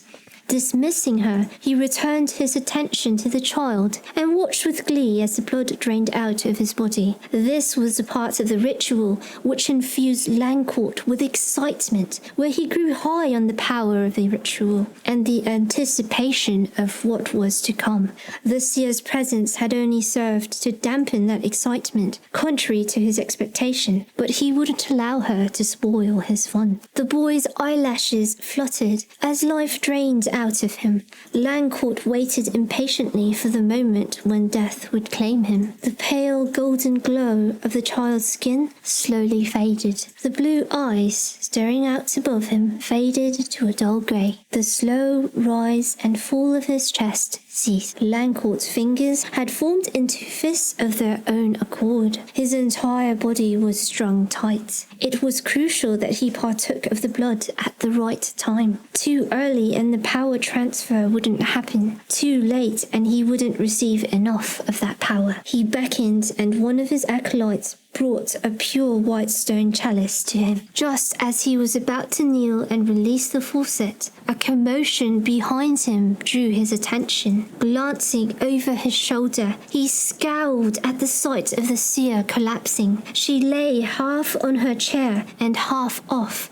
supported by her two guards. Her eyes were wide open, and Lancourt suspected she wasn't looking at anything that he could see with his human eyes. Her voice echoed around the now strangely silent amphitheatre. It had a gritty power to it, almost ghostly, and the sound of it seemed to entrance his acolytes. Lancourt was furious at the influence this woman exerted over his brotherhood, but at this point he was more curious as to what she was about to say. You have 1 month in which to prepare. There will be nowhere you can hide, nowhere that you can run. The child will be avenged. She paused to take a struggling breath, and Lancourt could almost feel the gathered acolytes lean forward to hear if she had anything else to say. Your end will be horrible, for you will suffer a worse death than the pandemic, even now drawing near. Prepare yourselves, for retribution is coming. A ripple of unease filtered through the gathered acolytes, and some even got to their feet. Their brothers pulled them back down, and Lancourt was glad he could see all their faces. He'd have them dead before they rebelled against a high priest. It infuriated him that the oracle wielded such power over his acolytes, but he refused to allow his growing anger to control him. Lancourt expelled a long breath and turned on his heel to face his brethren. He waved at the seer's 2 guards, indicating they should take her away and do it fast. Dutifully, they hauled her off the stage, ensuring she remained out of sight of the seated brothers. He lifted his hands, urging his followers to calm down. There is no need to panic. By doing so, you are giving in to the power that these mutants hold over us. These abominations should not be allowed to have any influence over disciples under Hermes' protection. Steel your spine, harden your heart, and do not give them the power. His words rang out the amphitheatre, and the rumble of discontent steadily faded away. Still furious, Lancourt returned his attention to the dead child.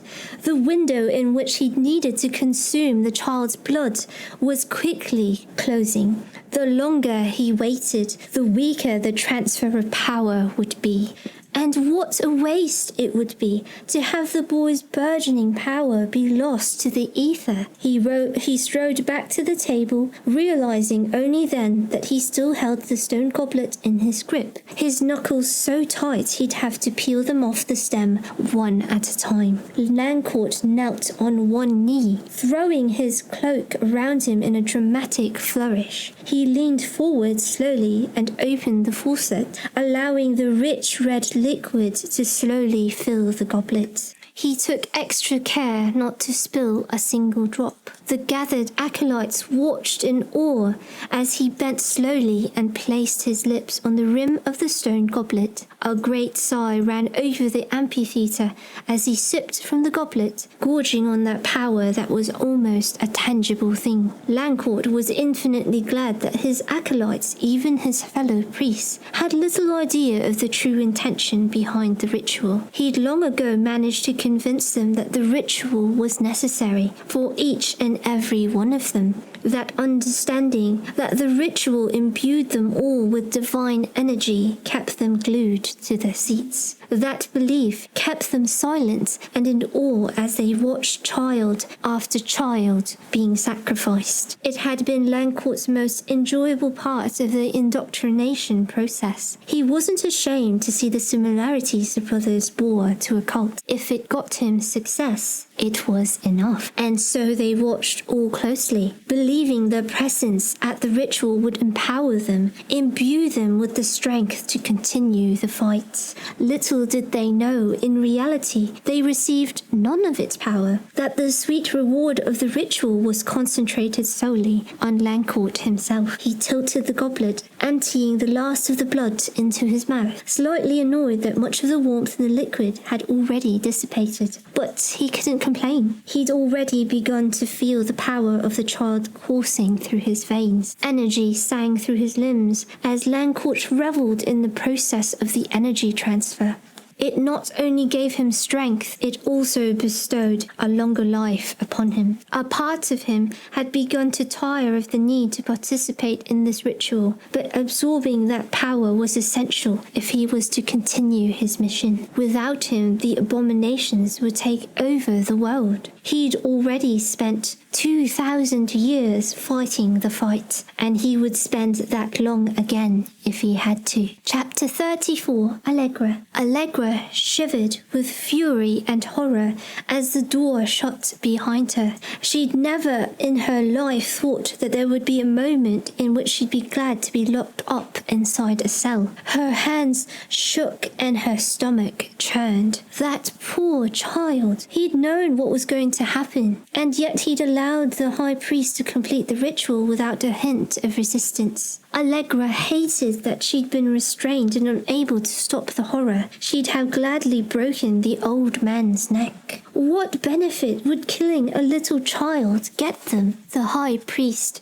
had possessed an air of power and arrogance, but Allegra had found, in her experience, that often those who appeared to be powerful were the ones who felt the most powerless. She swallowed hard, trying to keep the contents of her stomach down. She was so riled up, so angry that she could not keep still. Pacing back and forth along the carpet helped, very slightly, to help keep both her anger and her dinner at bay. Who were they? Allegra knew enough to know that cults existed in every country, pandering to every god or non-god. She doubted very much that Hermes would be impressed with that vicious high priest and his infanticide. What did they expect to achieve by murdering an innocent child? Considering the depravity of people like the high priest and his followers, Allegra had to wonder why she and Max should even bother to save humanity. The coming epidemic would sweep away all such horrors. Granted, most people were not like the high priest and his heartless acolytes, but humanity would be much better off without monsters like them. Still, the little boy and the other infants all over the world did not deserve to die. But there had been something extraordinary about that child. Had the Order of Hermes seen that quality in him and deemed him dangerous? In fact, when he'd spoken to her, there had not been one word of revenge. Instead, he tried to inspire her with a new passion for saving humanity. But his words warred with the actions of the high priest, and Allegra's grief at the child's murder overshadowed his advice. She wasn't ready. Not yet. The tears began to flow, and Allegra did not even try to hold them back. She'd never ever seen anything so horrible in her life. Even visions of the pain-filled, bloody deaths of the people closest to her had not come close to seeing an innocent life deliberately snuffed out in front of her. But the more she thought about it, the more the boy's words made sense. He told her to remain calm,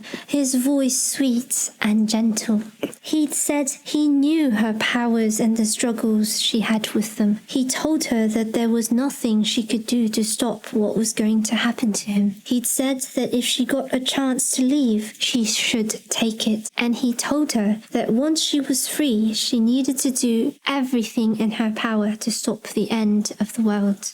Allegra had been shocked and a little dazed. The boy had spoken quickly and with such maturity that she was a little bit confused, listening to him while looking at the face of a 3-year-old. Just before he left, he'd met her eyes again and gave her a gentle but sad smile. "I am not afraid.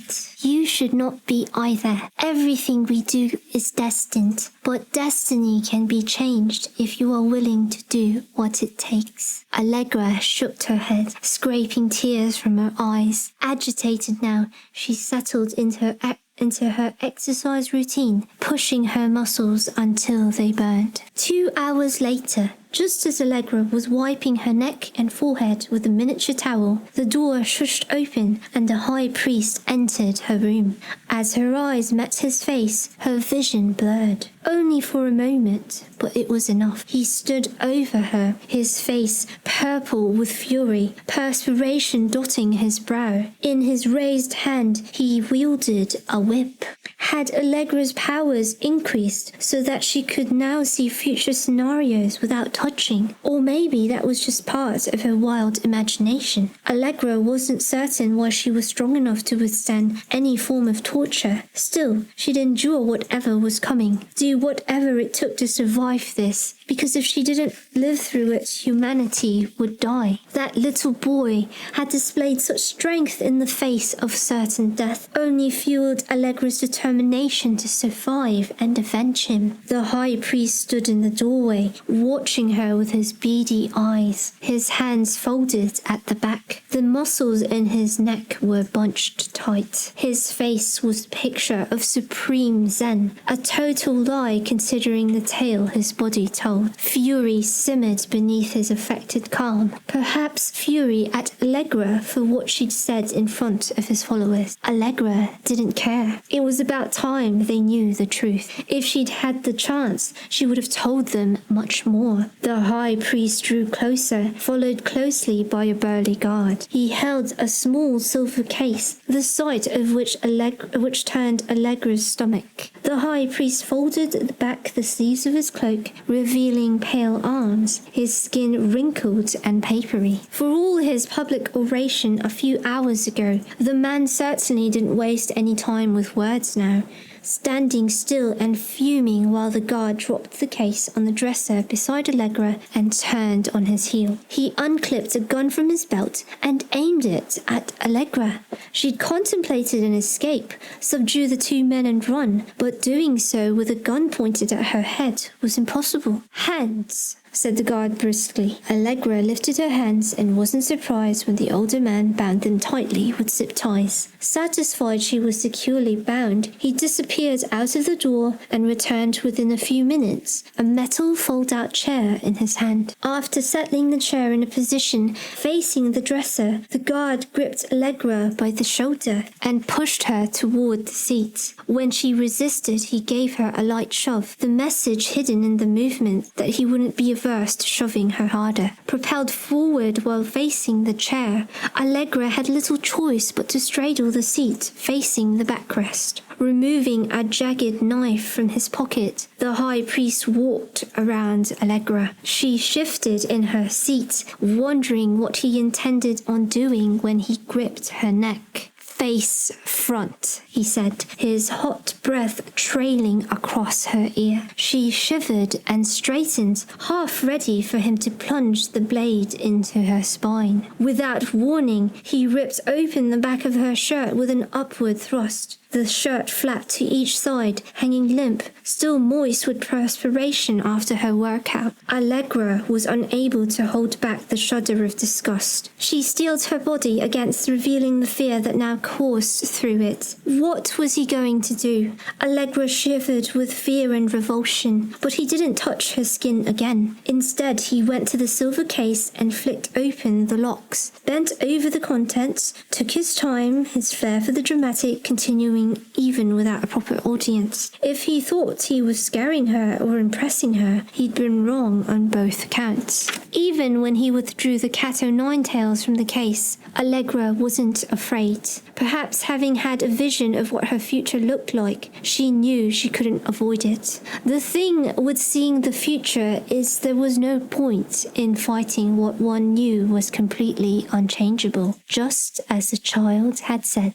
Chapter 35, Allegra. Apart from transforming into a minotaur and blasting her way through the walls of a cell, Allegra had no choice but to strengthen herself against whatever the high priest had in store for her.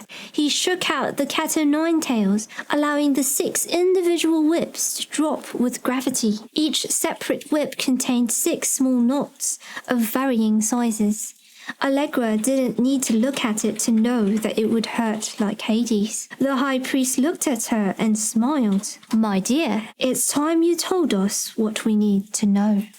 Allegra raised her eyebrows and glared at him. "I've already told you what you need to know." Her voice was frigid, and the high priest shook his head, his smile disappearing, anger blazing in his eyes. "It's in your best interest to help us. I need to know more about this epidemic you mentioned. How do we prevent it? Where will it start?" Allegra laughed. "I hate to break it to you, but we've been trying to find that out for the last week. I'm new to this whole seer business.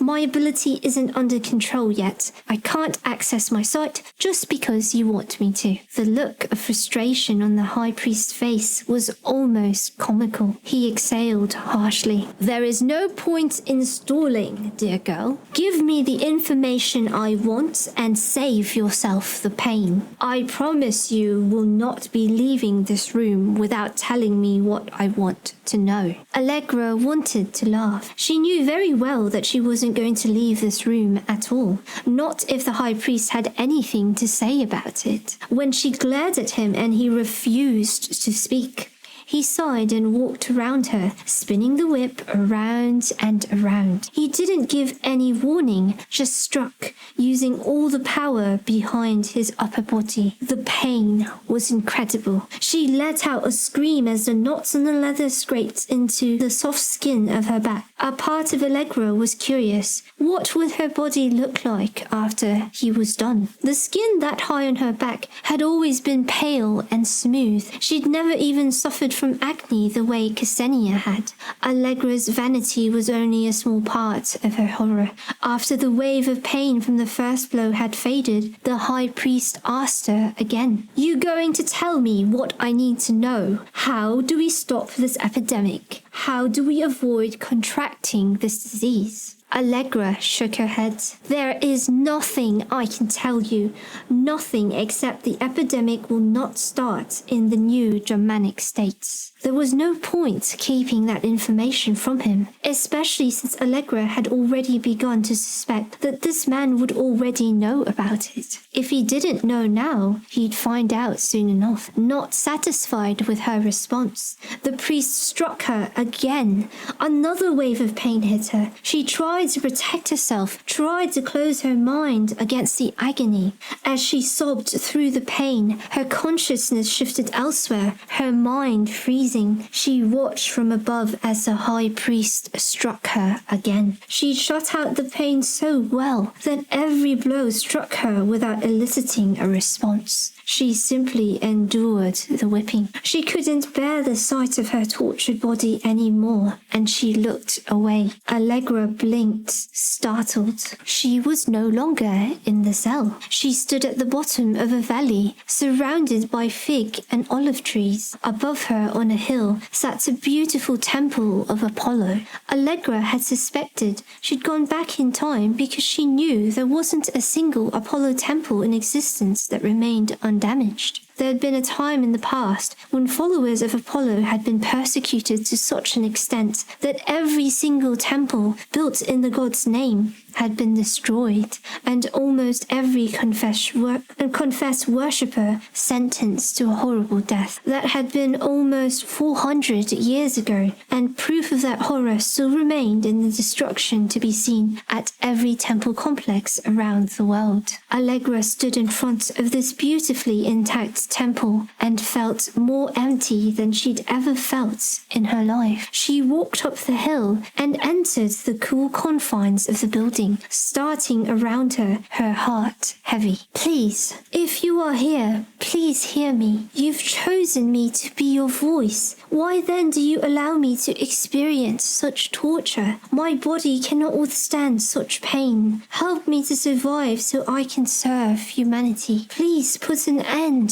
to this torture." As Allegra prayed, she wondered about the high priest and his order of Hermes. Surely Hermes himself would not tolerate the actions of the evil man and his followers. Hermes was not a god known for accepting torture and bloodshed in his name, nor as one who would turn a blind eye to such horror. Allegra repeated her plea, praying that Apollo would hear her, but her voice just echoed against the walls and pillars, and no god appeared. No divine voice spoke in her ear. Tears of frustration slid from her eyes, burning heated paths to her chin. Just as Allegra let out a cry of frustration, she was flung back into her body so hard she suspected whiplash was inevitable. A wall of fire surrounded her with heat, burning into her skin.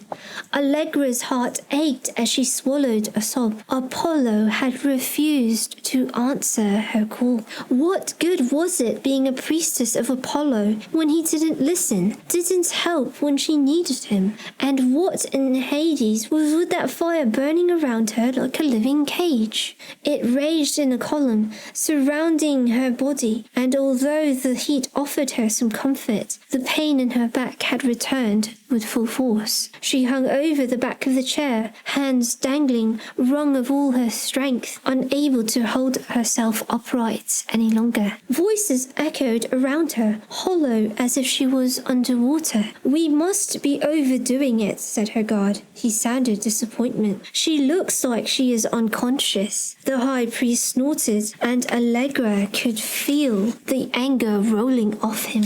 Very well, she is much weaker than I thought she would be. So much for being a powerful priestess. The guard bent and sliced through her zip ties with a short knife, and the two men departed, leaving Allegra on the chair, unable to move. Beneath the pain humming through her limbs, fury simmered like a living thing. She felt fury at Apollo for failing to protect her, fury at having been given a gift and yet being unable to do anything to help people with it, fury that there was no way she could save herself from future torture. Allegra had never believed in ancient deities in the first place. It made absolutely no sense that she would be the one given these powers. Why hadn't the gods seen fit to bestow such an ability on someone more deserving, someone who still believed in the old deities, someone who cared about them? Because she, at this point, certainly did not. The pain seared into her back, throbbing lines of broken skin. She rested her forehead on the cool metal of the chair and mentally followed each strip of blood as it snaked its way down her back, counting them the way she used to count sheep as a child. Right now, she didn't have the strength to do more, and she sat there fading in and out of consciousness, waiting for the pain to go away. Part of her knew she was almost ready to give up hope. They'd injured her so badly that there was little chance of her escaping from the cell, even if she could find a way out. Chapter 36. Max. Despite the short flight, Max was exhausted. He couldn't remember the last time he'd had more than 3 hours of sleep. The rest of his team were in the same position, way too wired, far too worried to think about sleep. Max prepared as the plane came in for a landing, barely noticing the smooth touchdown. He was already on his feet, marching to the exit as the plane rolled to a stop, ignoring the annoyed glares of the rest of the passengers in first class. He supposed he should be grateful that Wallace's secretary had procured him and his team flights in the more prestigious section of the plane. As they descended the stairs and neared the tarmac, the smell of aircraft fuel mixed with hot asphalt filled his nostrils. An icy wind blew, tugging hard at Max's coat, reminding him of forest fires he'd fought as a kid back in Relabia. The odor of dried burlap sacks, the frantic thudding of fabric against the brush as they hit out the flames. Rows of men and women, blackened by soot, hitting at the flames, throats parched, skin drenched with perspiration, fighting nature in the hopes of saving their homes and their livelihoods. Max blinked the memory away and focused. Below him, Corina had reached the ground ahead of Flavius, her shoulder-length white blonde hair whipping her cheeks while she turned her face into the wind and squinted. The Britannic weather wasn't welcoming them. That much was clear. As Max lifted his hand to look at his wristwatch, a black Rolls-Royce drew up. A sandy-haired young man jumped out of the vehicle and trotted toward them. He wore a pair of slim-fitting white pants and a powder blue shirt, the high, stiff collar of which looked about to strangle him. His pale skin was littered with freckles, which, accompanied by hair a strange shade of orange, was a little bit too bright and energetic for Max. So glad to finally meet you, Commander Visarion. I'm Jonathan Egent, security from the new Germanic States Embassy, attached to you and your team for the duration of your stay. Anything you need, just let me know and I will make it happen. His smile was broad and white, and a little too bright given the dire circumstances. Max supposed that it was unfair of him to take his fatigue and frustration out on the man. He was clearly eager to help, but Max remained wary and decided to keep an eye on him. Agent drove them to the hotel, making the 45-minute drive seem endless. He peppered every island of silence with questions, and eventually Max had to pretend to have fallen asleep to avoid answering. That left Karina and Flavius to field his inquiries. When they reached the hotel, Max and his team alighted, leaving agents to return for them after they checked in and headed to their suite of rooms to freshen up. The embassy had booked a 4-room suite, the likes of which Max hardly ever frequented. He was a man of simpler tastes. They hurried, settled themselves, and then Max headed to the dining area. Karina was already there, and she and Flavius were involved in a heated discussion as they leaned over a map of Londinium. "What's going on?" Max asked, unbuttoning his jacket. He had no complaint about the hotel itself, but the air was flat and heavy, weighing Max down with constant pressure. Karina looked up, frustrated. Flavius has a bead on the seer, but is not 100% sure. He thinks it's not enough. Max met the locator's blue eyes. "What's the problem?" Flavius shook his head. "It's just a feeling that I'm getting. I can see something, have the sense that I know where she is, but what I'm looking at feels wrong." Max rubbed his arm absently as he reached the sash window and leaned against the casement. "I understand, but we have to follow up on every clue that comes our way. Even if it doesn't pan out, we still have to check." The locator nodded, although he didn't look too happy. Max understood. The locator bordered on the obsessive and hated being inaccurate. He'd often go into a funk if he didn't find who or what he was looking for. It was a temperamental aspect of most locators, only on a much stronger scale with Flavius. Max was willing to put up with his fussing simply because the man demanded so much from his own abilities. They headed on down to the car, meeting Agent Radiance again. Max hid a grimace and climbed in beside him, telling him to start driving. "Where are we headed?" Agent asked, his eyes curious as he scanned Max's face first, then looked up at the rearview mirror to watch the other two. "We're not yet sure," said Max, his voice terse. "Flavius here will direct you. We don't exactly have an address, but he'll guide you there." Max sent Flavius and Karina a warning glance. He wasn't sure how much Agent knew and preferred to leave it at that, at least until they were more certain of the man's loyalties. They had to take into consideration that they were in a different country with different bureaucracies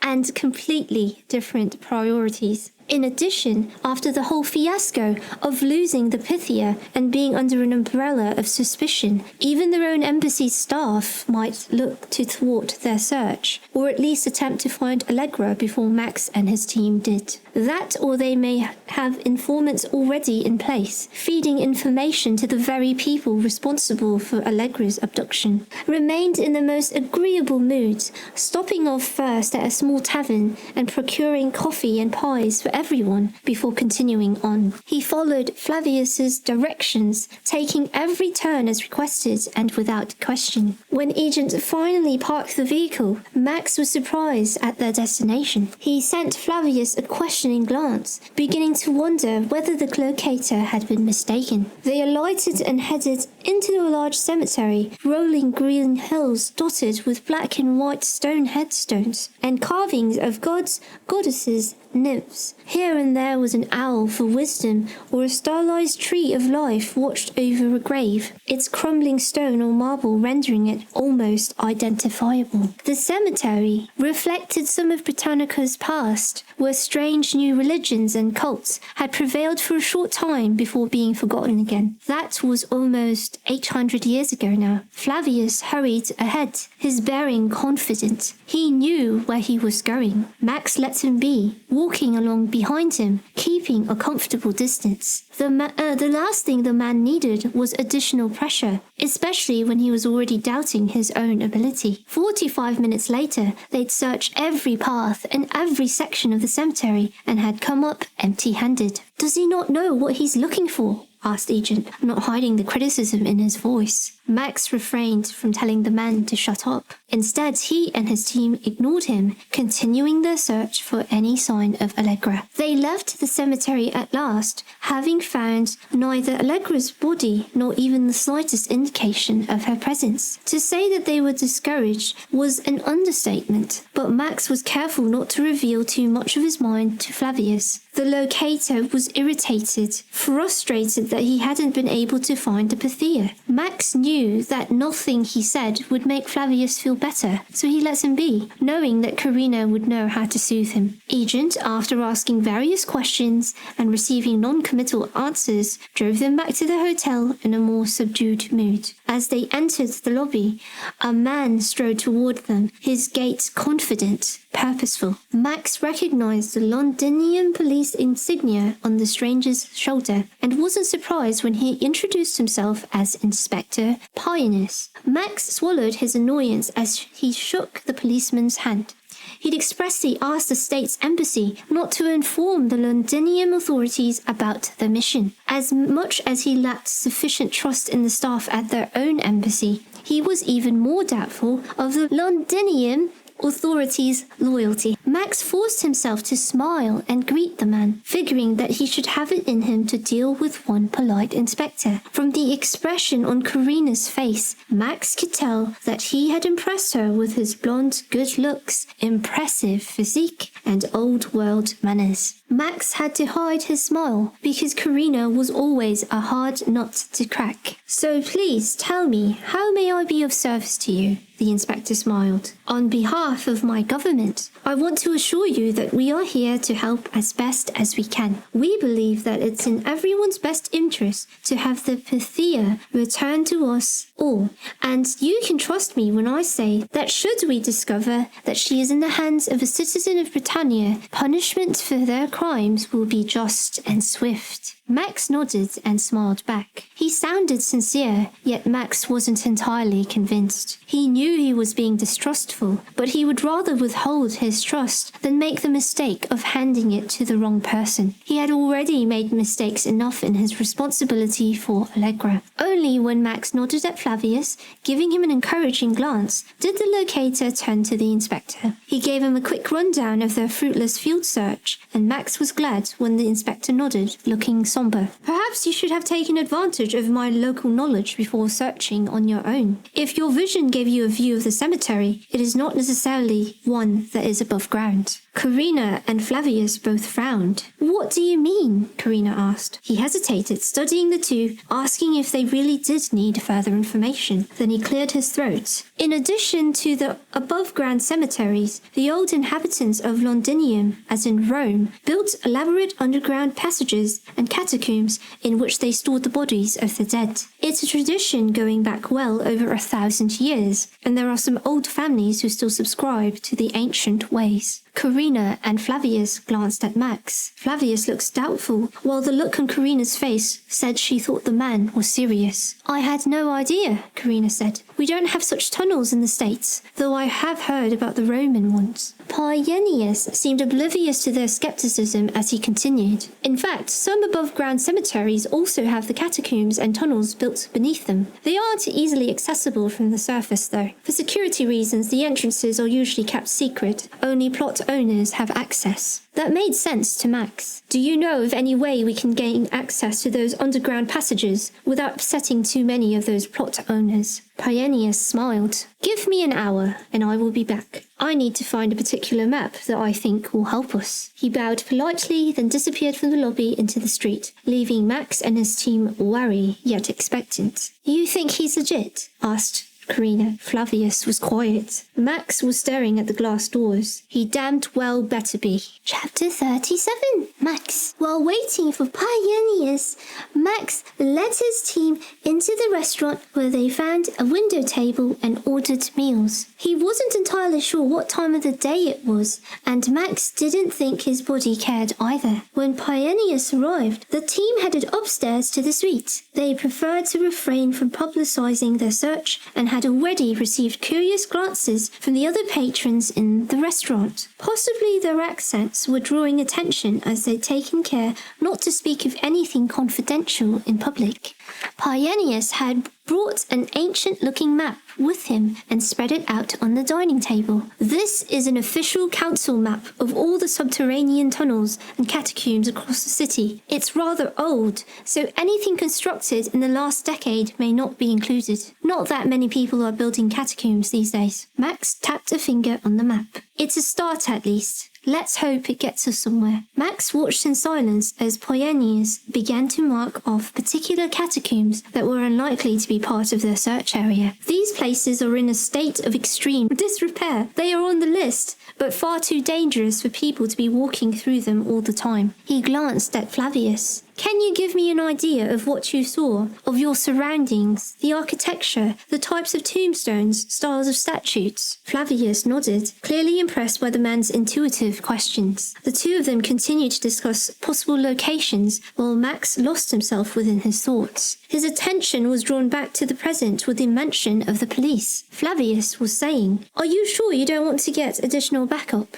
Max was surprised when the inspector shook his head. "There really is no need. I am quite capable of guiding you to the most likely area. Once we are closer, I have a feeling you will be far more successful than any local policeman in identifying the specific location." Pyenius paused and shifted his gaze to meet Max. He seemed to be asking a question that Max couldn't answer. The moment passed, and then the inspector said, "While we may not need the support of the police force, what we do require are arms, just in case." Max frowned. "Surely you're able to procure suitable weapons from your department, being a police officer." Pyenius shook his head. "The situation is tenuous. I cannot trust that everyone in my department or among my superiors is honest about their loyalties. Trust me, now is the time to take utmost care, and the fact that I cannot leave my trust 100% at the feet of my fellow officers should tell you something. The last thing I will be able to do is procure weapons without tipping somebody else off." Max nodded, a cool smile on his face. "People can always be bought." The inspector smiled back. The grin told Max he was glad he didn't have to elaborate. Max figured an admission by a police officer that he suspected someone on his own force was crooked would be hard to come by. "I'll make a call to the embassy. I hope it won't take too much time,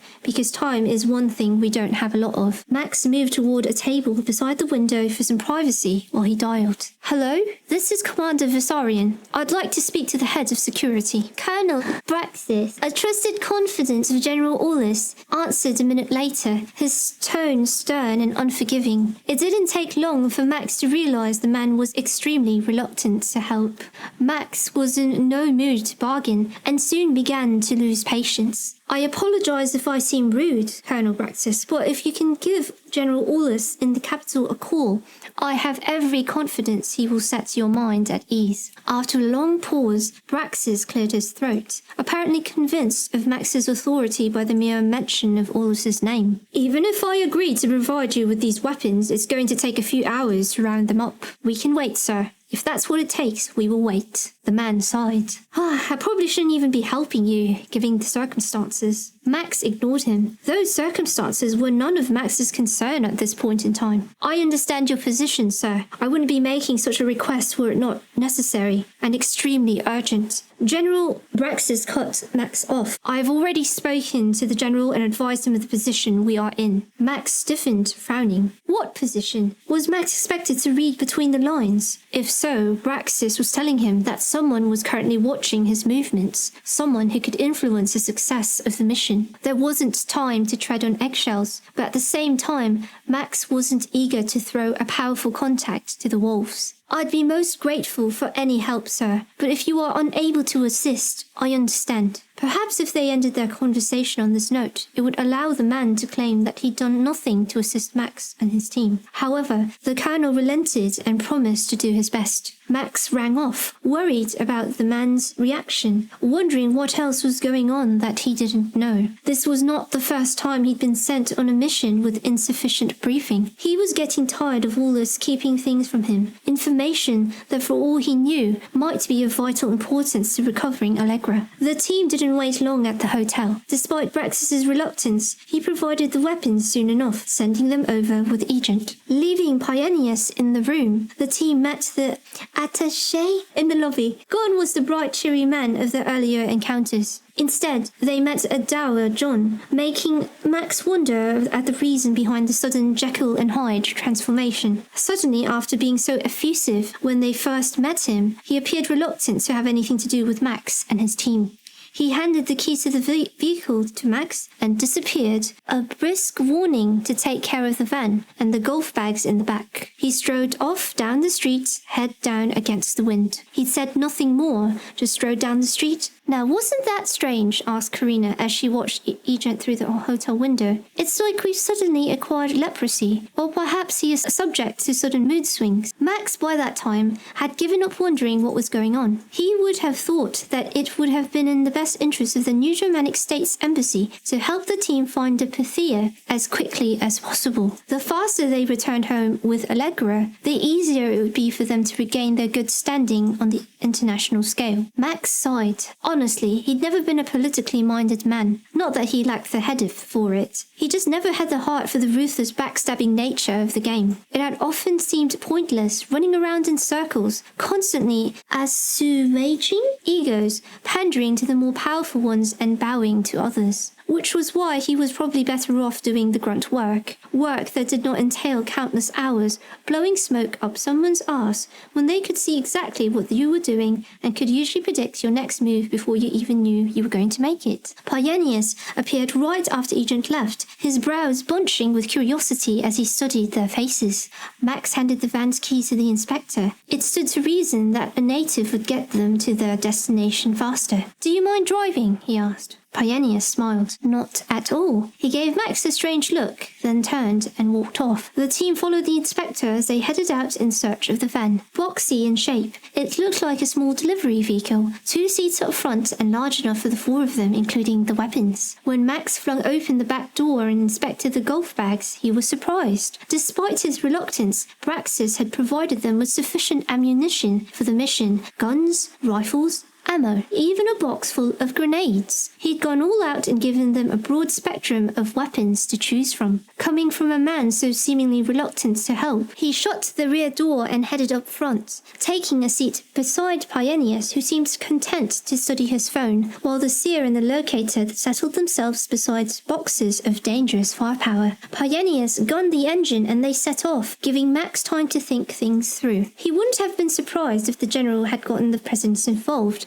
overruling Braxis's hesitations. But just in case Wallace knew nothing of Braxis's reluctance, Max sent off a short message to his superior, confiding his suspicions that someone was attempting to influence the actions of the head of security at their Britannic embassy. Then he put the issue out of his mind and settled back, eager to focus on finding Allegra. They had the weapons they needed. Now all they needed to do was rescue Allegra and bring her home. Chapter 38. Allegra. Allegra had slept fitfully over the last few hours. With her back so damaged and still bleeding, she found it difficult to achieve a tolerable position in which to sleep. In the end, she'd finally turned over and fallen asleep on her stomach. Her captors had left her without so much as a bandage or a bottle of disinfectant. She supposed she should be grateful that they removed the zip ties. Not that she would have been able to treat herself, considering the wounds were so high up on her back. Whispers, soft whispers, echoed in her head,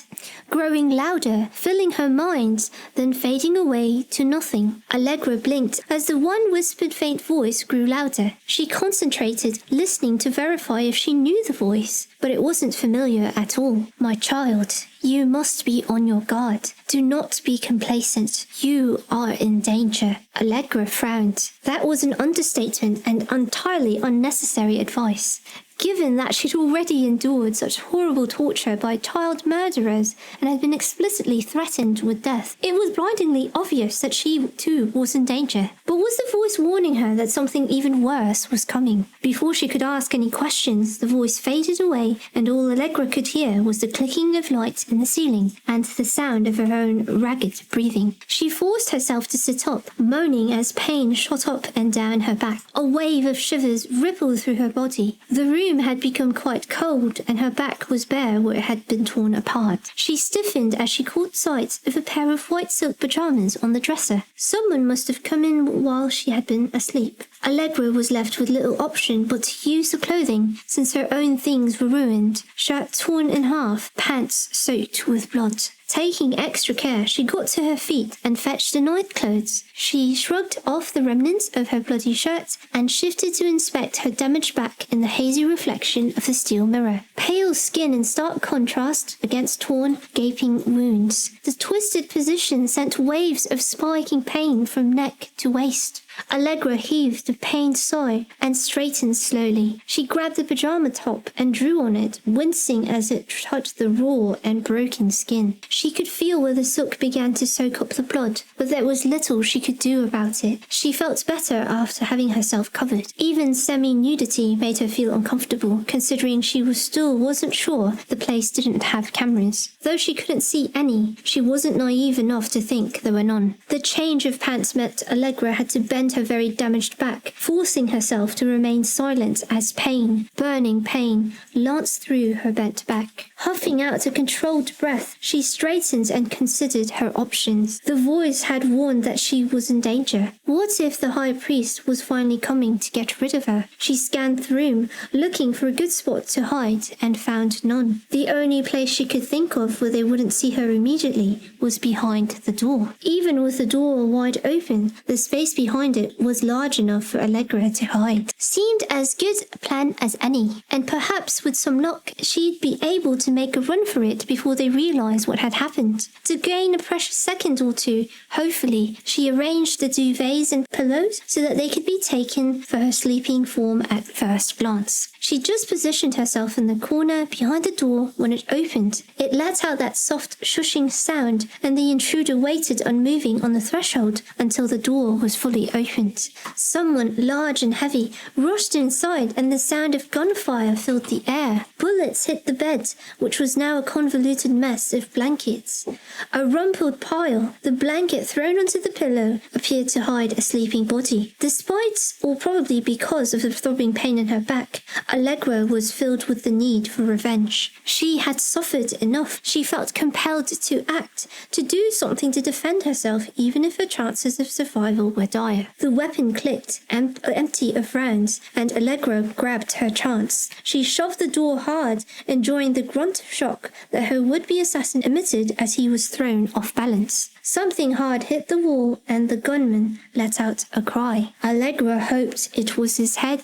She rushed out from behind the door and kicked hard at his ankle, enjoying a flush of satisfaction on seeing who he was. Her persecutor, the man who'd helped the high priest rip the skin off her back. His deep-set eyes were now scrunched in pain as Allegra's heel landed against his shin hard enough to break it. Off balance from the blow to his head, he didn't react fast enough to defend himself. Allegra used the opportunity to punch the man directly in his throat, a sharp jab using the narrow side of her palm. He dropped to his knees, holding his throat, making a strange wheezing gurgling sound. But the blow hadn't been enough to knock him out, and he began to struggle back to his feet. Memories came flooding back of her torture, of the pain she'd endured while this man had watched with a smile on his face, and those memories filled Allegra with fury. Stricken by the horror she recalled, Allegra reacted. She punched him again in the abdomen. Then, when he didn't go down, she aimed a kick at his ribs. She heard the sound of cracking bone, his cries of pain too, but she didn't stop. He fell back with a moan, one hand clutching his ribs. Allegra didn't see him. All she saw was the cute little boy being sacrificed and this man standing by and watching, always with a smug smile. As he reached out toward the door, Allegra stepped forward and kicked him in the gut. Glad she kept her shoes on. Despite the beating she was administering, he was a strong man and began to turn onto his side. Fear rippled through her, and in desperation, terrified that he'd get to his feet and follow her, she lashed out, desperate for him to stay down. Her foot met his nose, and she heard the crunching of bone. Again, blood spurted from his nostrils and trickled down the side of his face. He fell back, and Allegra's heart stilled. Was he in shock or pretending, or had she truly knocked him out? Inhaling harshly, she decided she didn't particularly care. She had to move fast. Did he have spare ammunition? Checking his pockets, she found 2 fresh clips of bullets, one of which she slipped into the front pocket of her pants.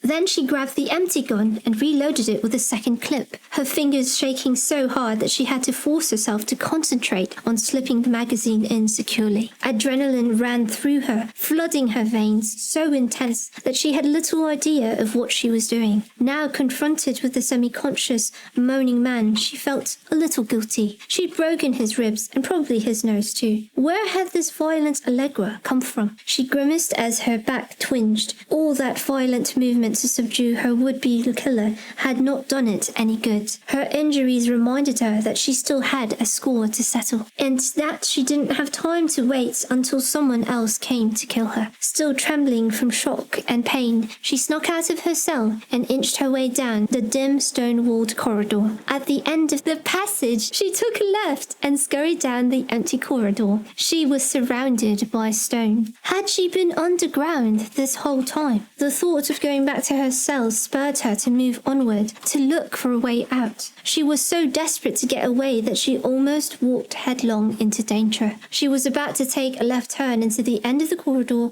when she heard footsteps and voices. Slamming back against the wall, she held her breath as a group of men walked past. Peering round the corner, careful not to expose the white fabric of her pajamas, she recognized the high priest leading the group, a semi-automatic machine gun in his hand. Thankfully, she'd come up on the corridor right after they'd passed it and were moving away from her. He was just supposed to go and get the job done and come back. What in Hades is taking him so long? He spat the words so furious that even in the shadowed tunnel, Allegra could make out the tense bulge of his eyes. One of his guards mumbled something to which he replied, "How hard is it to kill one small woman?" She remained silent, unmoving as the priest hurried down the corridor. Backtracking quickly, Allegra turned right and ran as fast as she could. This time, she didn't hear the oncoming bootsteps or the voices. She ran headlong into a firm, well-defined chest, bounced off it and fell backward to the ground, clutching her gun to her.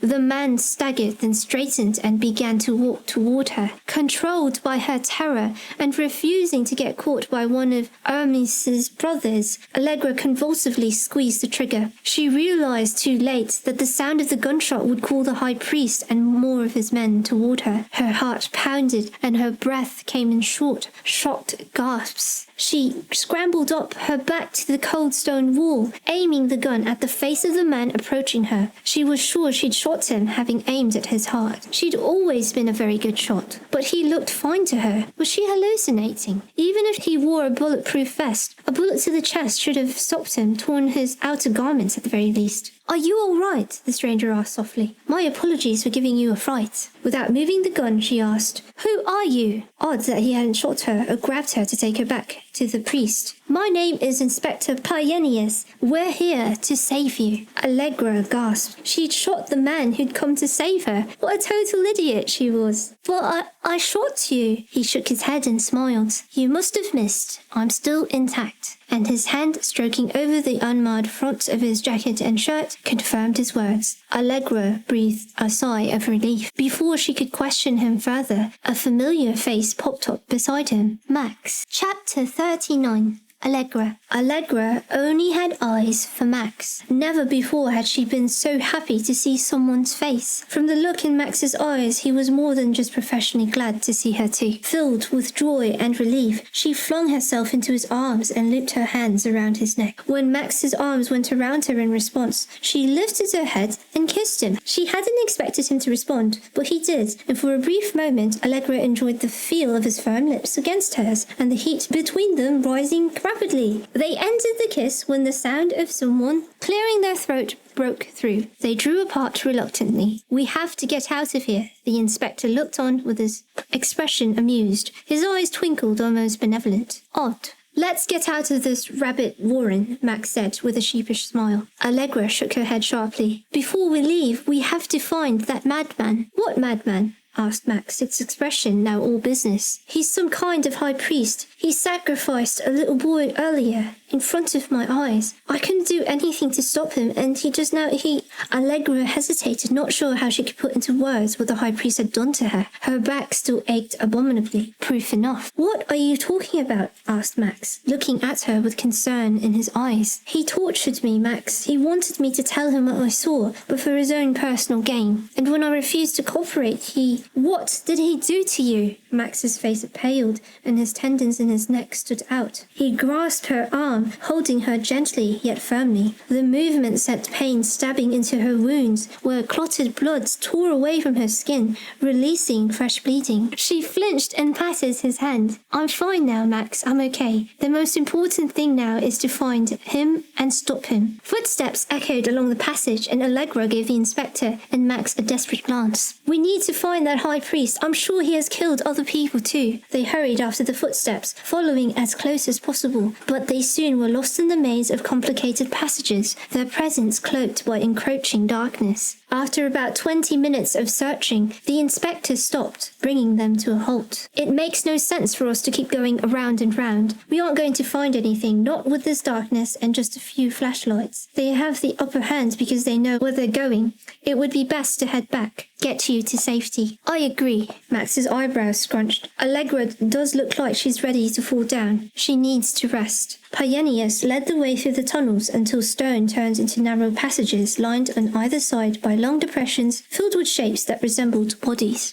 Allegra's eyes widened as she peered into one of the spaces and caught sight of a skull peeking through rotten bandages. Catacombs. She shuddered and stayed in the middle of the tunnel, reminding herself that the dead couldn't hurt her. Still, she walked as fast as she could and kept close to Max and the inspector. She felt half in a daze, almost questioning her escape, almost wondering if it had all been a dream. Almost. Pyenius led them to the surface, lifting a flat stone slab and guiding them up a set of jagged stone steps carved out on the side of the wall. It was dark outside, no moon to give them light. Allegra was glad. No moon meant it would be hard for her captors to see them escaping. Two figures emerged from the darkness, causing Allegra to flinch. She'd opened her mouth to scream, but Max was quick, covering her lips with his hand. "These are Flavius and Carina, my field team," Max whispered in her ear. The somber man and woman, both dressed in black, wore dark woolen hats that sat low on their brows. They carried torches that gave off a dull yellow light, which they aimed at the ground. The light shone on the bodies of the two acolytes, their weapons lying at their sides. Allegra had wondered how her rescuers had entered the tunnels without alerting the high priest. Now she knew. Allegra nodded at the two. No time for pleasantries. They were hurrying away from the tunnel entrance when something hit her hard at the back of her head. All Hades broke loose as two men attacked, one landing a punch to Flavius's face, the other swiping a jagged blade at Max. The four men fought, the high priest's acolytes hampered by the long skirts of their robes, and losing the fight faster than they ought to have, considering they were meant to be keeping the tunnels safe from intruders. Max grunted as he wrapped an arm around his attacker's neck, squeezing hard. Eventually, the man